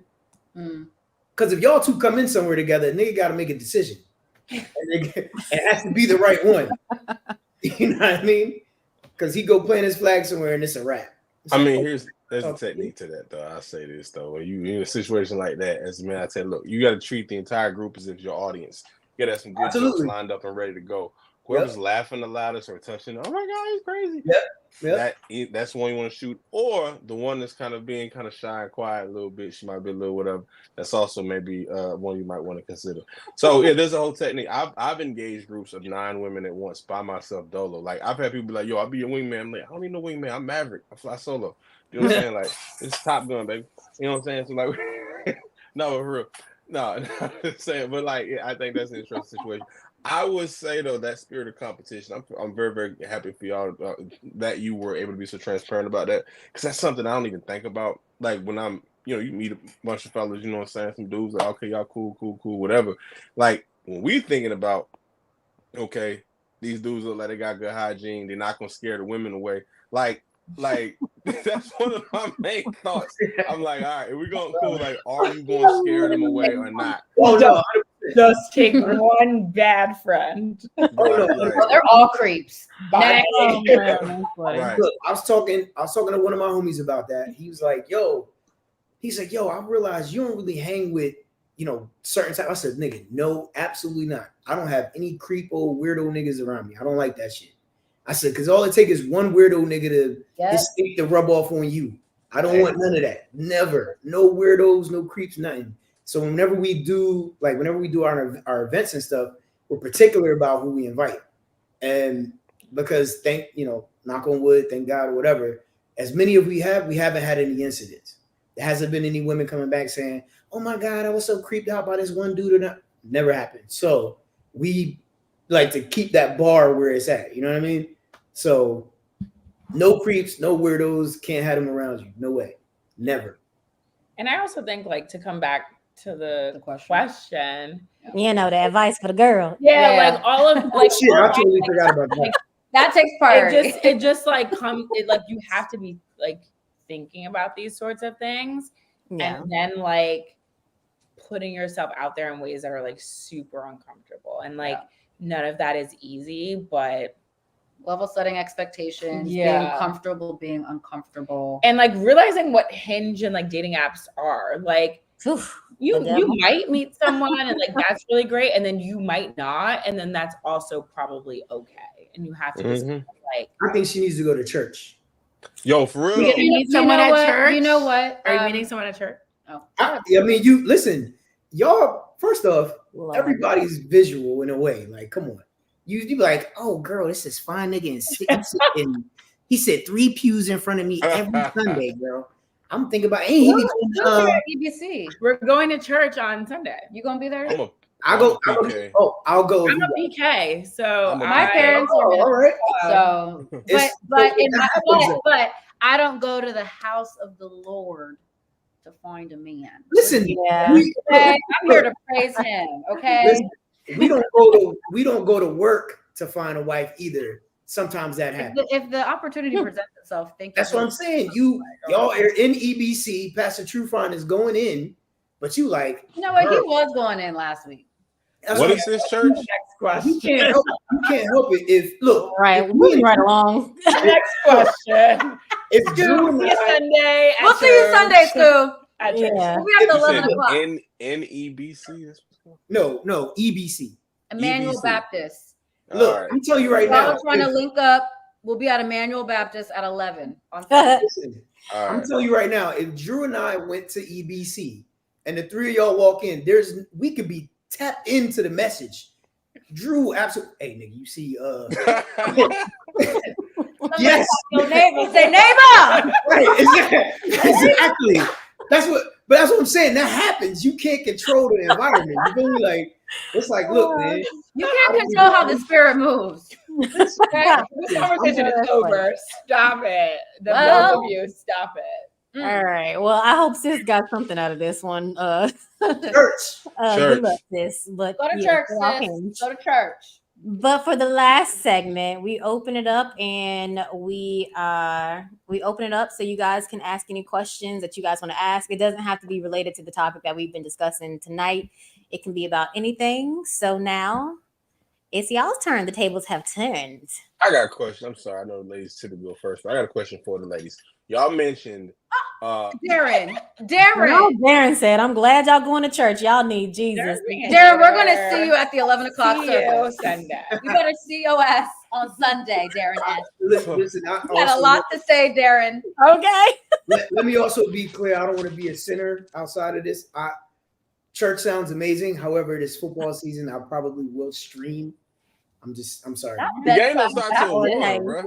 I know, but You were going to church and then going, And we're going to go watch the game after, actually. okay, maybe. Dick and James after. Maybe. If you ain't got NFL Plus, the app, man, like get that. It's one of the best investments I've ever made. $100 a year. That's bad too. So is Even there in a church football party at and- Suburbs on Sunday?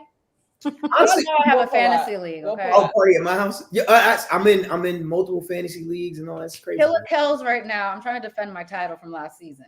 I like that. I'm interested in hearing. I actually Impressive. have teams for people. I'm good. All right. I'm good at that level. Well, Drew, ask your question. I'm sorry. I got a question for ladies. Okay, so you mentioned like, okay, you don't clear your roster for one dude when you know he hasn't really established himself. How do you actually go about clearing your roster? Like, do you like gather everybody together? Like, you're all gathered here. I know you're wondering, and I have some sad news. Though I very much appreciate your contributions, I must inform you that your services are no longer required. Your position, like, is it something like that? Like, how do y'all, or is it like one at a time? Hey, you've been cool. Or do you kind of like fade to black, and you know, so, like how do you? I think it depends. I think it depends on like the person and also like whether or not main guy or main person aside, you're clicking. So like you might have like a real reason to be like I've cut men off when I had like a main guy. Asia used to be good with managing her roster. Okay. Asia used to have a robust roster. You find out shit. I think all your business. Asia the GM. Man. She's not loyal. We are live. Okay. It was in the past. It was in the past. I'm in my healing era right now, hence because I cut all my men off for an Asian dude. So now I'm in my healing era. Well, But there are ways in which, like, if you're not connecting with somebody, you're not connecting with them for real reasons, like main person aside. And like, so there have been times where I've been like, listen, like, this just isn't working. And I think like you feel it too. There have been other times where like I'm able to like slow ghost it out, where like Love ghosts. it's not a full let it it's not a fizzle. full ending, it's a fizzle, but I know that like if need be, I can circle that block. And then there are leave the door cracked. How you point? And then there are times where it's like it'll fizzle, and like if I need to, I actually don't want to sort of off on you because like it just wasn't the vibes. I think you make a decision on how to end something based off of like In y'all's addition vibes. to all of that, the roster really cleans itself up, to be honest. It does, because people can't sustain. You know, You lose people after a couple of months. Like people, you have a number one. Somebody else might have like a different number one, and that like cleans it up. It happens naturally, but like usually around the time where you have to make a decision, it's like 2 or 3. The 3 month mark makes everything's pretty. I learned that dating a New York lawyer. Yeah, 3 months. She cut me off. I got cut from the team, bro. Like if you're not making the decision, the trash will take itself out. Absolutely. Wow, I didn't make it through waivers neither. that's such a vicious. Was that too harsh? Yeah, No, very well I said. felt like that was like a battle rap line or something. Crazy. Yeah. Couldn't agree more. Okay. Just wonder how y'all went about doing it. What? See, I'm Casper. Okay, we have a question. Oh, okay, yeah, great. Oh, do we? I'm looking at our board. We had notes. We have notes up. What are y'all afraid of when it comes to commitment? Like, what is it? Like, because I've heard so many men be like, I'm just afraid. Like, I need to work my shit out. And it's like, what are you working out? Like, what are you And afraid maybe of? not even you specifically, but like, but draw from like your friends. Yeah, like your man community in your head. So wait, say it one more time. What are we afraid of? What are you afraid of when it comes to commitment? Like, do you think we're gonna like bunker down and now like move in with you? Like, what is it? I'm afraid they ain't gonna have time to do this. No, for real, like this or workout. I don't. You know what it is? I'm not really afraid of commitment. I think for commitment is cool. I think that my problem is I'm so used to being alone, and just move at a certain speed. So when you're now have to move in a different manner because you have somebody with you, it's a bit of an adjustment. I remember one time I was on a train with this girl, and like we was just in there because we was going for a date or whatever, and I'm eating some snacks or whatever. I'm just chilling. She want to cuddle up on me, whatever, give arm. Now I can't use, because we was on. You can't use your arm to eat your snacks. So now I gotta wait because I had a soda and I was like enjoying myself. Now she want to cuddle up. So now I'm in the flow, yeah. So now I can't do that or whatever. Or like when you driving or whatever, like okay, I'm driving and you want to hold my hand, but we're going through traffic. I kind of want to, like, you know what I'm saying, like on a highway, I like. So like so I have moments like that, but don't get me wrong. I also enjoy those moments, the whole hand and all that color. But like, I kind of like read the room. Like if I'm enjoying my snacks, you want to introduce my snack? Don't hold me. Okay. So like I think stop you from like a commitment. No. Well, what I'm hearing is that you still want like the freedom to like have your space and do the things that you want to do. You don't want someone all up on you all the time. Yeah. Boundaries. Fair.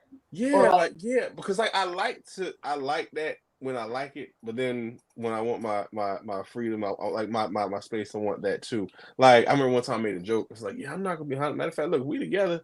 Don't even worry about me. Don't hit me up unless it's an emergency. But then I was just joking at the time. But what I really meant to say was like, what I really meant to say, I say things. I use hyperbole for comedy. It works. But like, I don't. No, it's only like 20% true. It's 20% true. But look, like I don't fear commitment. I embrace it. I think it's really cool. It's just that it's an adjustment. So it's a little bit of an adjustment for what I usually do. So I was in a relationship this year, and I think we talked about this a little bit. We broke up like right before the summer or whatever. It was definitely an adjustment because everything was different. You know, this person is always here and everything else. I didn't mind her in my space though, but at the same time, just like Drew said, there are times I did want my space. Like Sunday come around, it's like, bro, I'm watching the games. Like that's the only day I asked for. Just give me that. Like Patrice O'Neal, he's like, we want you near, but like around us, but not like here. Like, like it was right. Like you could be in the living room, do whatever you want out there. I will literally be I can NFL Red Zone on. I'm good all day. Oh, not Red Zone. Red Zone. But it's just like all day. I do think though. I think so. There's something where. So I try to explain it sometimes. So like when a man is into a woman, right? There's a difference between being into and liking. Liking, you could like everybody. You know what I'm saying? It's like, oh, whatever. But being into them is different. Like being into them is more, we're worried if you ate or not for the day. Where you bring us a problem, we're trying to fix it. Like little things like that. We're very like in tune with what's going on with you, who you are, all that other stuff. But those little things matter to us just as much as it does. You know, if you didn't eat, it's like, all right, cool. Let's figure it out. Our reaction is normally like, let's figure out whatever issue is going on, whatever the case is. So that's different. A man being into a woman is way different, and we treat y'all. You notice the treatment is different. Mm-hmm. Like, just like so, like if a dude is into a woman, I don't think there is a fear of commitment at that point. I think that's how a guy then eventually does get to marriage and all that, because this person, like one of the bros is like, this nigga is in love, like, like he adores his girl, his wife now. So that's like, I think, but the thing is, you just got to click with that one person. It's just like he met his person. You know what I mean? Like they met, and I've seen like another one of my homies. I don't think I've ever seen him hardly like ever without his girl. Like they're always together, literally posting. You probably seen them online too, actually, because they post a lot of like they do couples content, all types of stuff. But what that got to do with you being afraid of commitment? What I'm saying is, when you get to a point where you meet and you're into a person like that, I don't think there is a fear. I don't think. Did I go on a tangent a little bit? A little bit. A little. It's okay. It's okay. I don't know. I was trying to answer your questions as best I could, but now y'all got me fucked up. Now I look crazy to the internet. You don't. But I just want you to answer the question because you talk about your homeboys being in love. That's the opposite of somebody that's scared of commitment. No, Why but are that's you what afraid of I'm saying. I said, you whatever, man. I'm already. I hit you with the red man, whatever, man. Don't get mad at me. Now. Are you afraid of commitment? Me? Yeah. He's had a girl. I don't think so. I mean, that's okay. You can have a girl and still be afraid of commitment because there's levels to commitment. He got to a certain level. That doesn't mean like he wants to like marry someone. No, I mean like there's different relationships I've had like our feelings have been different with each of them. So live in Asia are frozen. Oh no, frozen. Damn, so it's just We can hear him now. We can hear him. That's good. Oh, they can hear us. You can hear us? Yeah, I can hear you. No, Stone, keep talking. We can't hear nothing. Go ahead.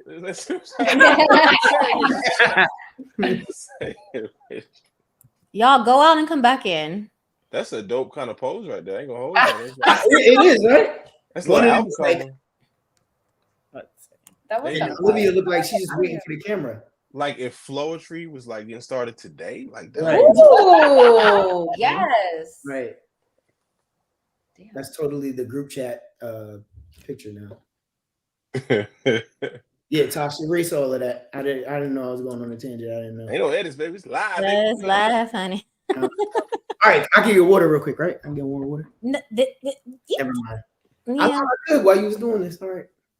I say it like this though. I think the other thing I wanted to mention is like, yeah, commitment is really a cool thing, and like when you meet people who are worth it. I mean, a young lady who's worth it, like, and they make you want to crave that.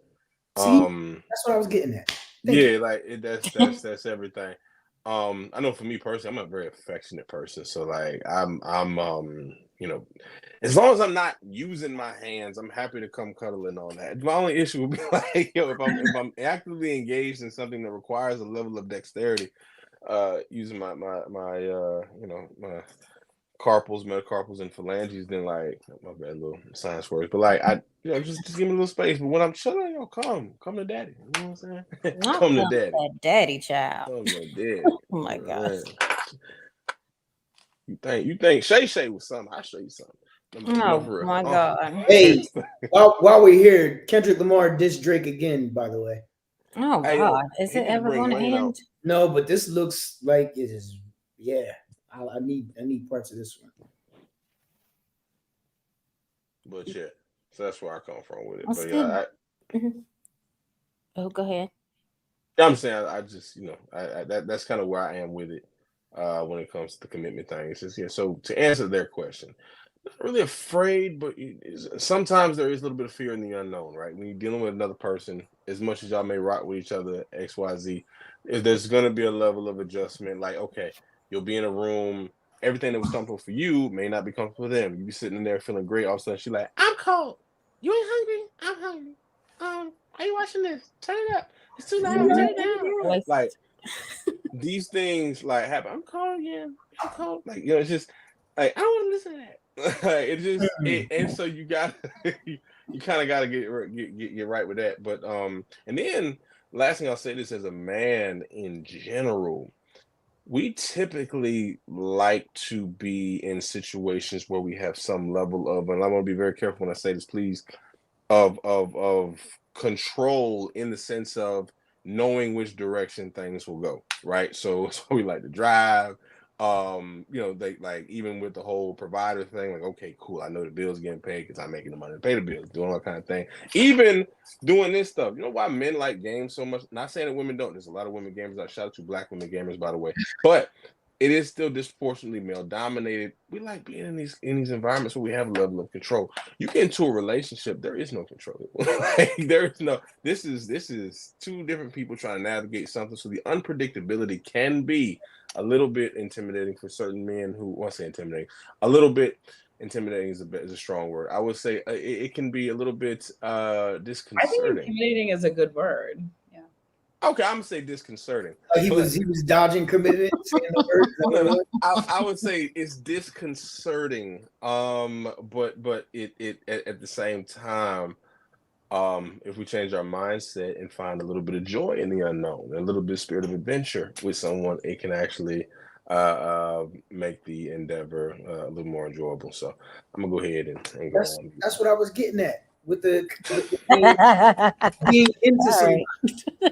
All right, so yeah, I'm just saying, like, a dude, when a dude is into like, I remember I've been in different relationships or whatever. I've only been in love one time, and I've only been really into one person, and we could be watching paint dry. I would have been cool. So that's what I'm saying. That's just, but that was only that one person.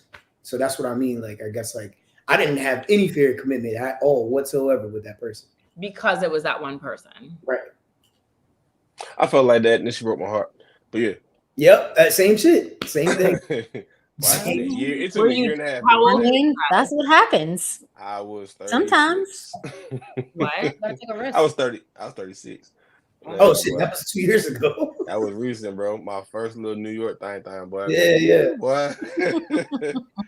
I was like, ooh, okay, this hurts. Why did I give you so much trust? my chest hurts. Oh yes. So. Anybody else got a question? Okay, yeah. When is a time where you were dating somebody and you knew that it was over?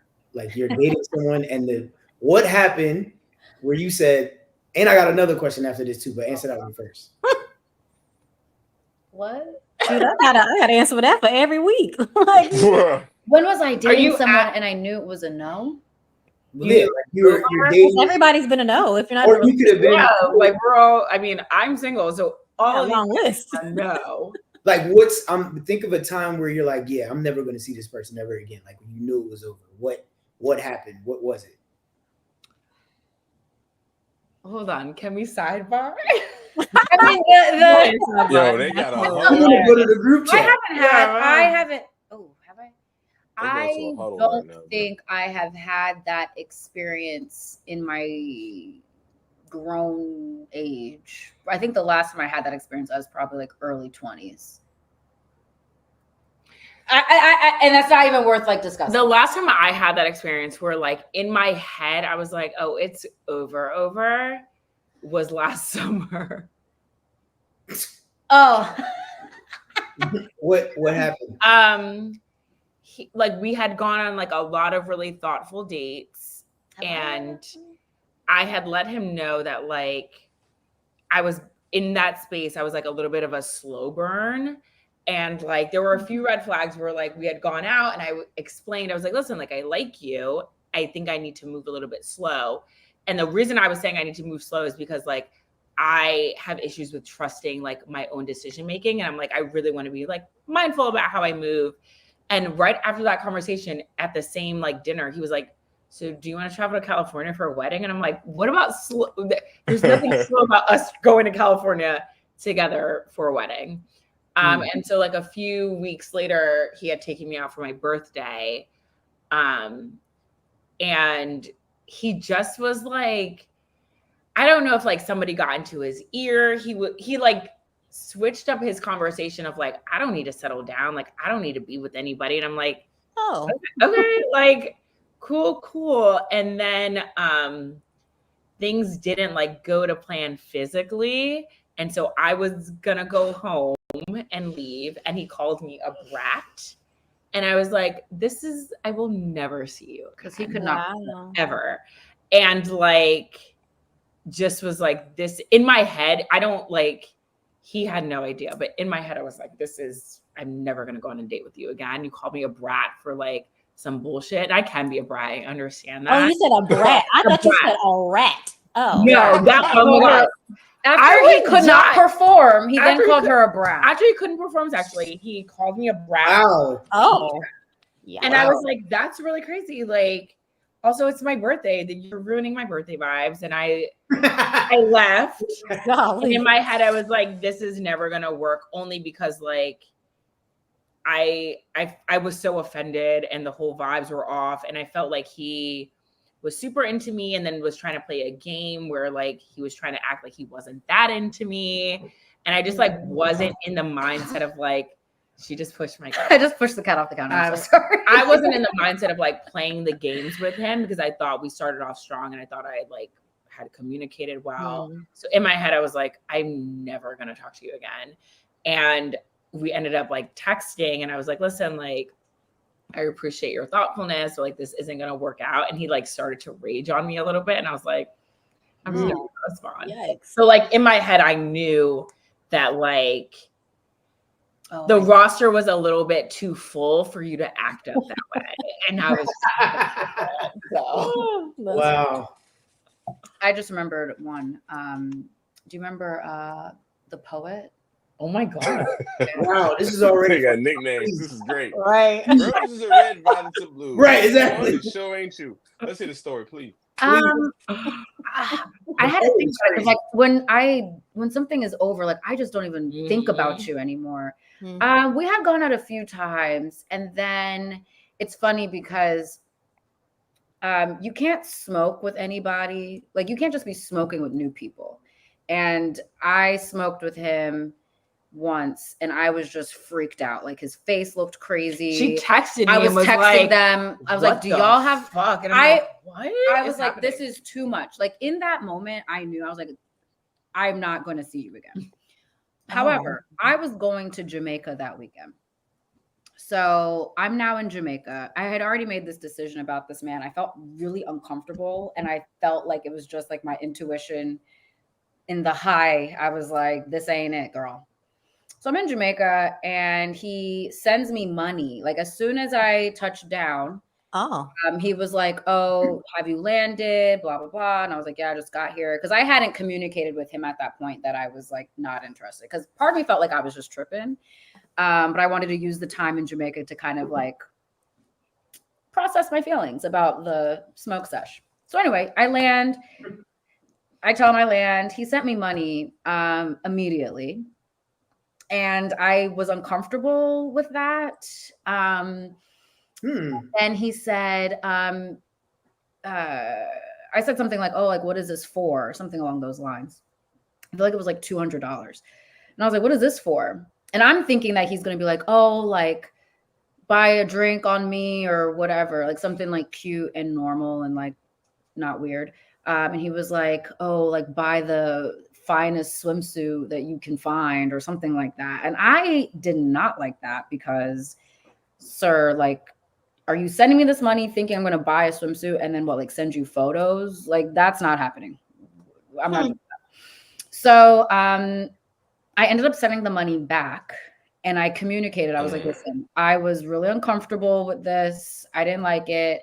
I think that, like we should just, be cordial, whatever." And then he was writing me poems. I think like gosh. I was waiting for the kicker, the poet. Oh my God. I was waiting for that part. He was sending me poems. I think like every morning for like a week or so. And I was sending, they weren't half bad. They weren't bad. The group chat was like, the group kind of acting out here. Like, I don't know. He kind of like in a group chat. Right. Yeah, they sitting around like, kind of talented. Yeah. Low-key. Yeah, he was sending poems. Oh, wow, and then I had to block him. And it's funny because he actually recently just started popping up on my Instagram. So now he's like back to watching my stories. But yeah, I think that's so like unblocked him.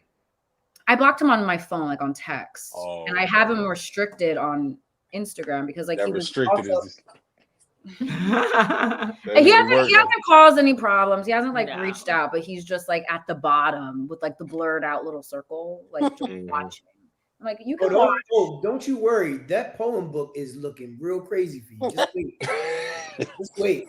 He got about 17 of them, good ones too. Bruh, like that, I mean, but okay. I don't know. I don't know if anyone has ever had that like smoking experience. Like if I smoke with you and the vibes are off, then it's just a no-go. Like it's a non-starter. I don't know. Maybe y'all don't smoke. That hasn't been. I don't smoke. Right. I take your word for it. Yeah. It was that I knew. I was like, I'm not seeing you again. I was just wildly uncomfortable, and then it was cemented when you sent me the money, and that was a weird request. And then you're sending me poems. Yeah. The poems is actually really funny. Poems are crazy. Like he like, oh, word. All right, I got something for your ass. I mean, they. And the thing he had a flow though, like because she was dropping him in a group chat. And we were like, I mean, it was like him. It was like clockwork, different. Like every morning. And like, imagine if. And I'm thinking to myself, like, thank God, like we didn't get like physical or anything. Like, he might. Oh my God. Oh man. It would have been bad. He could have.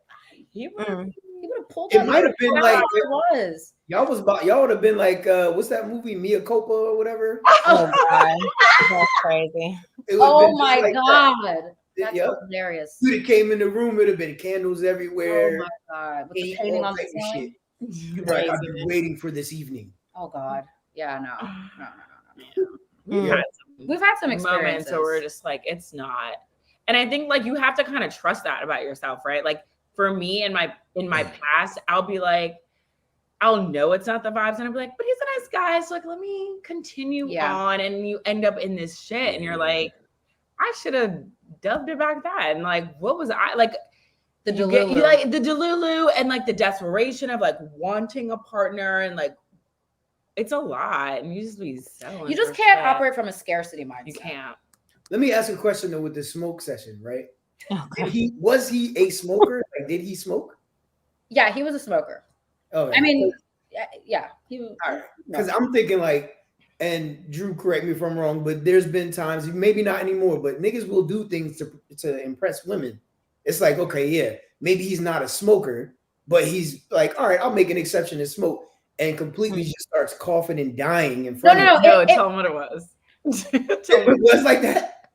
Yeah, like you just started freaking out. Like me and was like, "Yo, have you ever smoked with someone and like you're so high and their face looks super crazy that you could never look at them like ever his again?" face like morphed. It was wild. Does that mean it was laced with something, or that's normal? What I'm saying. Like it wasn't. I promise it wasn't. It was just.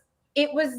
I think it was my gut. Like I think in that moment, it was just. I was just wildly bad energy. Yeah. I was fine. I had my wits about me. I was texting my friends. I was like, hey, like I'm about to leave because this is crazy. And I felt really uncomfortable. But I knew in that moment that it was a wrap. Like if I can't like smoke and kiki and giggle and laugh. Then what's the point? Yeah. I think that's right. He paid for your imagination. That's true. What's your story? I mean, it's wild, but also like Darren said, "What were you Look at Darren. Darren is still here. Darren, whose friend? Faithful lit one. I appreciate that, Darren. It's a good man. Like, was it crack? Was it dope? What was it? It was not laced. I was fine. I was texting my friends at the time. I was fine. It was K2 and sativa. Right. Crazy. All of a sudden, she's texting the group chat. He's like, "Yo, I think this nigga got 3 eyes." Like, yo, son. It was like when someone looks really weird. He looked weird and ugly, and I just felt like that was my sign. I was like, I gotta get out. Wow. Wait, the weird and ugly part was when Olivia was like, "Olivia, now what are you doing, girl? This nigga, like, are we with him right now?" Basically. Oh, and then when that money came through, I was like, like I think he probably felt it and was like trying to overcome it.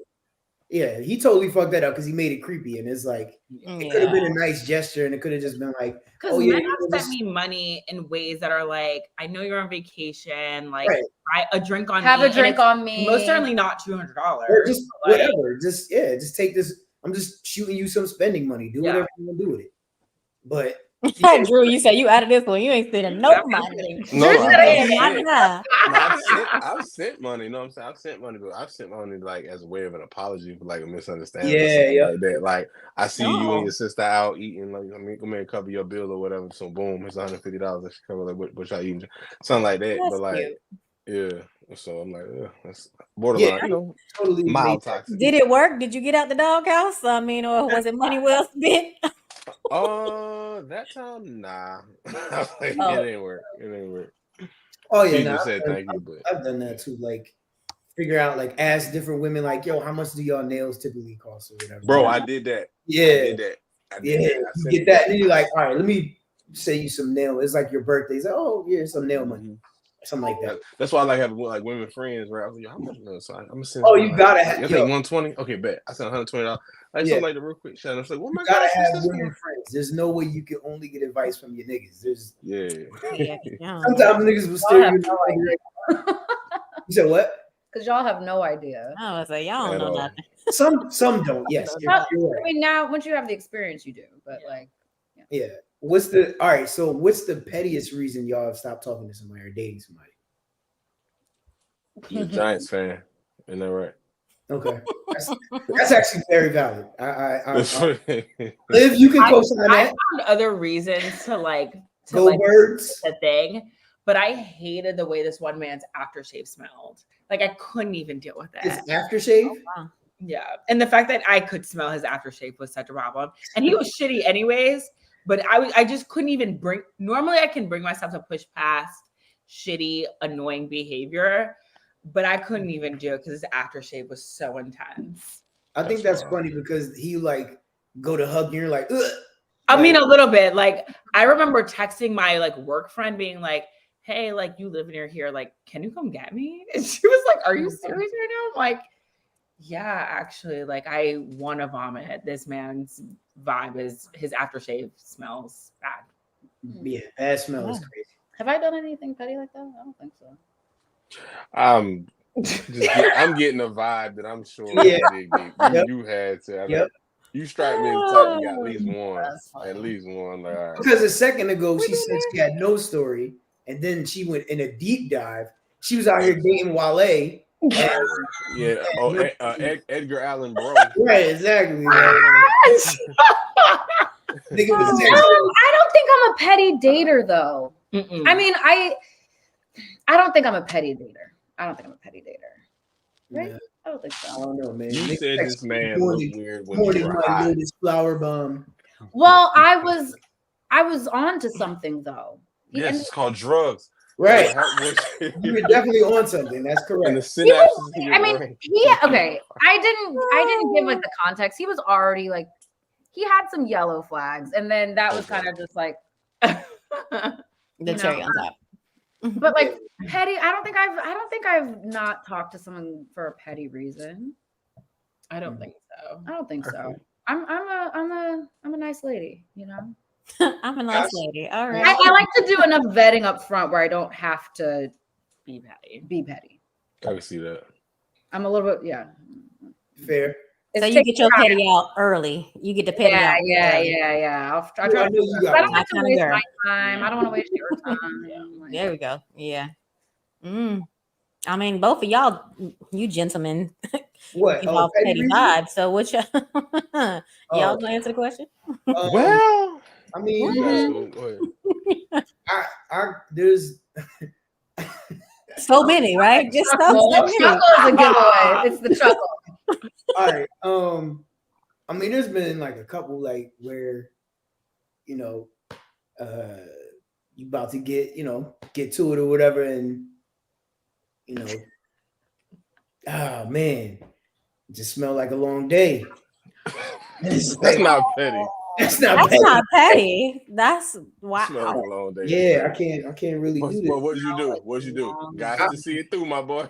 No. So how do you reverse out of that? Listen, you don't go through. As a teenager, gotta see it through. As a grown man, I figure something else out. We gotta get it out some sort of way. You just say the words like you just no, like don't do that. Because there's You know how hard that is? A man telling you your vagina does not smell well is not going to be a good conversation.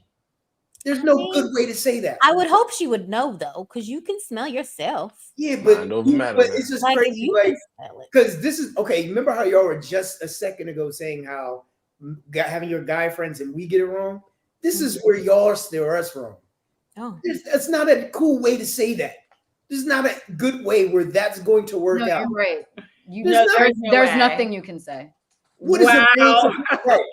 You know what's funny? There was one time ever I tried to do that, right? I was talking to the girl and I'm dancing around the whole thing. I was like, yeah, maybe we you know what I mean? Maybe we should just like, sit in the bathtub. Like just trying to figure it out, right? And she's like, oh, just go ahead and say it. And I was just like, oh man, like maybe maybe there's no way to do that and everything is gonna be cool. She was like a nice girl, so it's like I don't want to hurt her feelings and be like, hey man, look, that's crazy. Like there's no cool way to do that. I don't know. I would never tell anybody. I mean, is this somebody that you were dating like repetitively? Like you're going to see this person like, you've been on multiple dates, you've built a rapport with this person, or is this like some kind of, y'all meet up, y'all do what y'all do, like because if it's somebody that you actually kind of invested in a little bit. We went out a couple of times, but we were totally in the box of what are you doing? Come through space. Oh, well, clearly she's been coming through to somebody else's apartment, and they done mess some things up down there, and she bringing it to you. Also, I feel like I never got up. That's what happens. Y'all generally, that is the problem. Like dirty penis. All right, man, that wasn't do this to women, and if you're messing with different, because even if you like a new partner, sometimes your body has to adjust to the new person. Like your bacteria, all kinds of weird shit is involved. So hey man, but if it's fishy, that's different. That's a so she gotta go. Like she gotta go. Get some. She needs to drink some water. Yeah, Red Lobster. Water ain't gonna kill that. She needs some boric acid or something. Some cranberry juice. Some probiotics. Probiotics. It's a long-term solution. Who doesn't like seafood? Okay, yo, for real. Oh my gosh. Another petty reason. I'm playing. This happened when I say crazy stuff. I say crazy stuff for Oh my god. So I was like 18, and I was dealing with this girl. We were just in the talking stage at this point, and I went over there. She's like, yeah, I cooked or whatever. I said, all right, cool. So I slid over to her apartment and stuff. He's like, I'm living off campus at the time, so she wasn't that far from me. So I go over to her apartment, and we kicking it, chilling, whatever. And I asked her for, I don't know, a tissue or something. And she's like, yeah, it's in the bathroom, whatever. So I go in there. I was having to look down, and it was the bowl was streaky and shit. And I was like, So I that was the last time, I was over there and shit. I was just like, yeah, all right, cool. So go ahead and dip out. Every woman is not blessed with, hey, again, you gotta remember, I'm 18. The ability to clean up behind you. That's unfortunate. Yeah. I'm 18 at the time. Been to a couple houses. I saw that and I was like, yeah, I can't do this anymore. This is not gonna work. Gotta find somebody on your cleanliness level. I will say I did not want to. Yeah, there was one girl in college. I remember. Why y'all keep going back to college? Y'all are very grown. I'm in That was the last time I saw a dirty bathroom because the women who are dating as an adult, they do a very good job. So like I remember her bathroom was so nasty. I didn't even want to use the bathroom. I left, so I gotta go. So I can go back to my apartment and use mine because mine was clean. But again, I was like 21. Yeah, somebody at 22. Yeah, so it was. Oh, I got another one. Oh God. Yo. All right, so this is also in the time, you know what I'm saying? Like we would go out and we dance and kick it, whatever. bro, this girl had no rhythm at all, bro. Oh my god! Now that is very petty. That is actually a petty reason. No, it was that is bad, absolutely though. a petty reason. It was bad. Yo, it was bad because like records would come on. It's like I can't even. You know what I'm saying? Like, bro, like she was dancing to the words and not like. You know what I'm saying? It was like That's me. That's me. That's me. I'm like, dog, and I'm telling my man, I was like, nigga, she's dancing to the song that's about to come on. Oh, Jesus. It was dog. It was crazy. Oh my yo. God. I'm there, and this is like she just, and I just want to grab her like, no, like you. This is you. my God. That's your comfort zone. You do that. It was. I couldn't do it anymore, man. I was like, yo, she's tough. Wait, why is that a turnoff? Because it alludes to how she's gonna perform elsewhere. Not even that. It was more so just like it was embarrassing, low key, because you know, like we would be out. You know what I'm saying? And I was like, this was a long time ago, but we like I said, we were talking about people don't be dancing in clubs anymore, but it's like, yo, I'm trying to kick it with you, like that's if you're dealing with somebody and you dance with them, y'all know, like that's a step before, like, hey, let's get up out of here and do what we gotta do. That was I'm soft, like, like this is not working. Okay. That's hard. Scoob's mic is off. We're turning Scoob's mic off. Right. Moment. Goodbye, friend. It was just like, you imagine, so if all y'all could move, like let's say you're freshly dating somebody and y'all go out or whatever, and that nigga just is all over the place, and you're just like, girl. I'm gonna ask him to have a seat. Yeah, exactly. Like you definitely, he is absolutely. Dance with your No, chin. I'd be like, no, let's two-step, babe. Let's two-step. Let me hold you. Right here. Right, let me hold you. Right here. Like his name in the group chat is gonna be it's gonna be some funny ass shit. Oh man. That's wild. That is a That's petty crazy. reason. That's hilarious. Very, I yeah. told you I had a petty reason. I come over with. Feel like you got a few more up your sleeve too. But I- you know, anybody else got a question before we close out? Oh, Yeah. Y'all all question out. Down memory lane, man. Oh boy. Not down petty memory lane. That's wild. Nah, you know.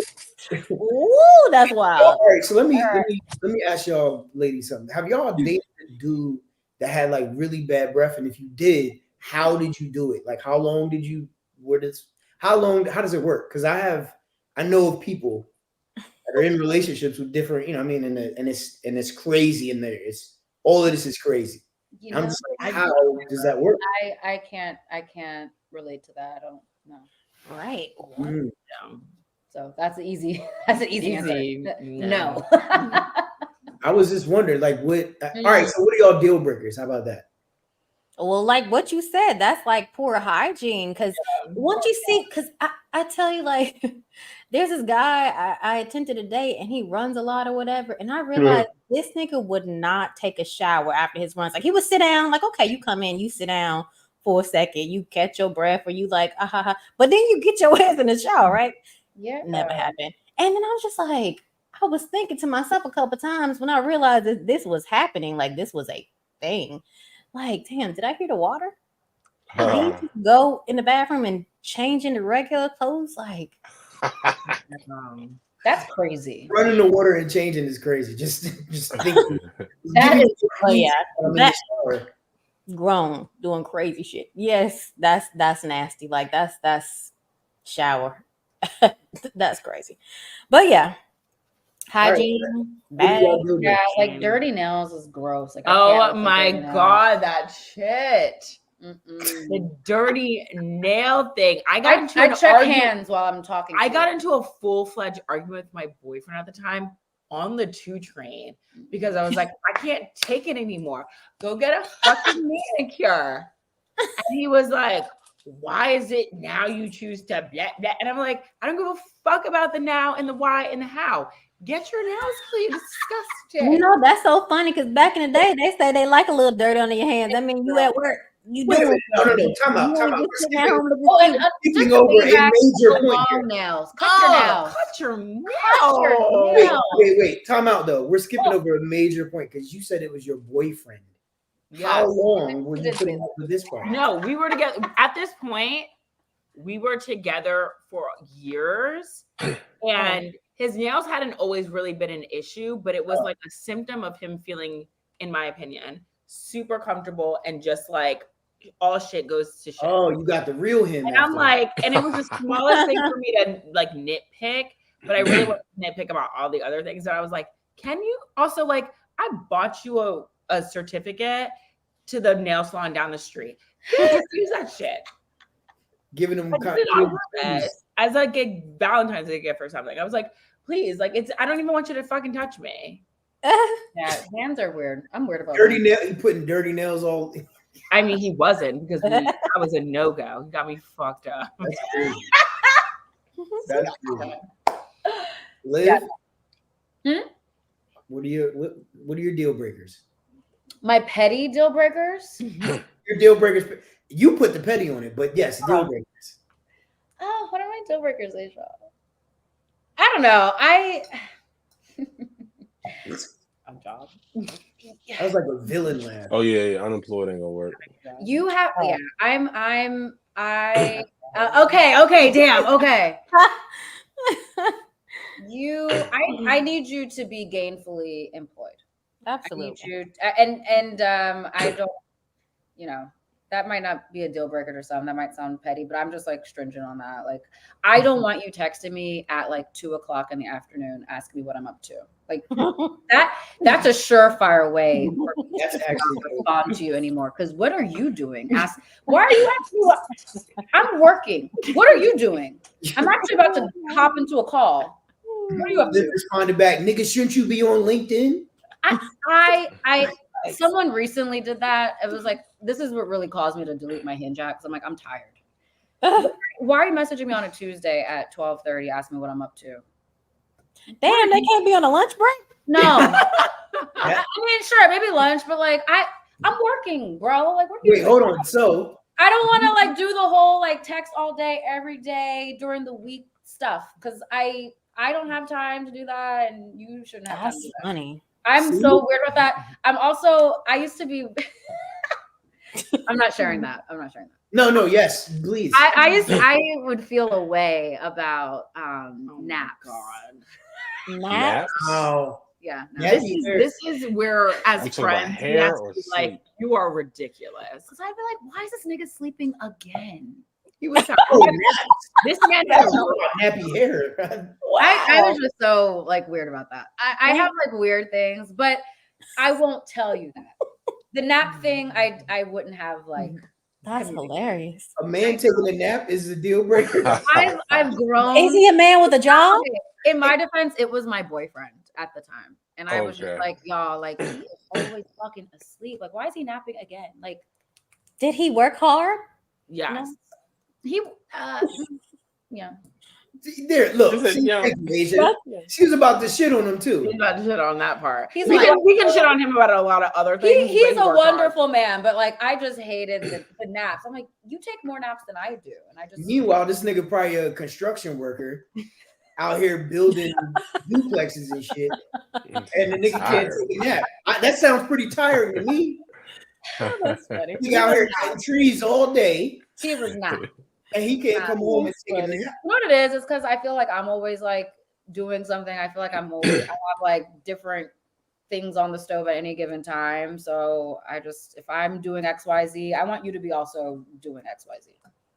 I hear you, but shit. If I'm I know that was years ago, Scoob. Okay. I've grown since then. Take a nap. Let's take a nap together. If I'm out here as a lumberjack, just cutting all type of trees down and shit, I'll be damned if I can't take a goddamn nap after a long day. Y'all he wasn't a lumberjack and he wasn't doing he was a finance bro. No physical labor. What did he do? I'm just curious. Finance bro. He was in finance. I mean, they work all damn day though. I said they work all damn day though. Get a wow. Tasha, who's mad at a nap, nigga? Wait, hold on. You know what? I need a nap too. That's crazy. I got up at 5. We all saw Wolf of Wall Street. Them niggas be on coke, so yeah, maybe he shouldn't be taking naps. Like his energy should be like.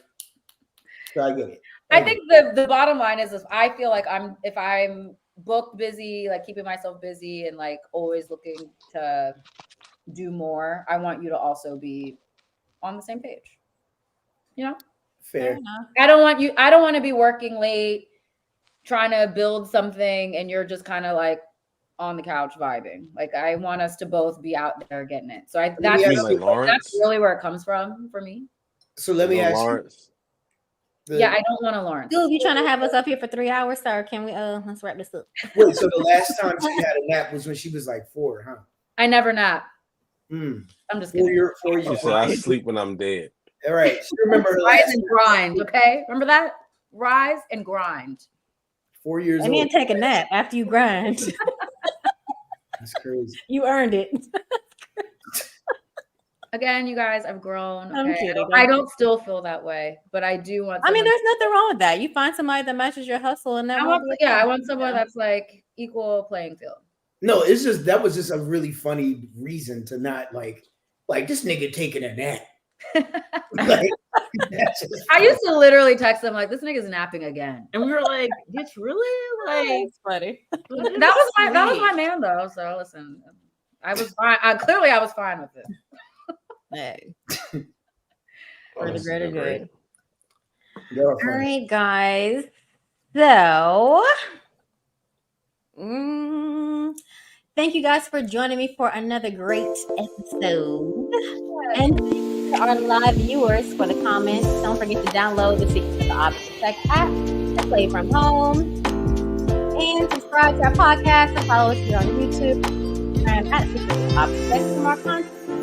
This is a song you write poetry to.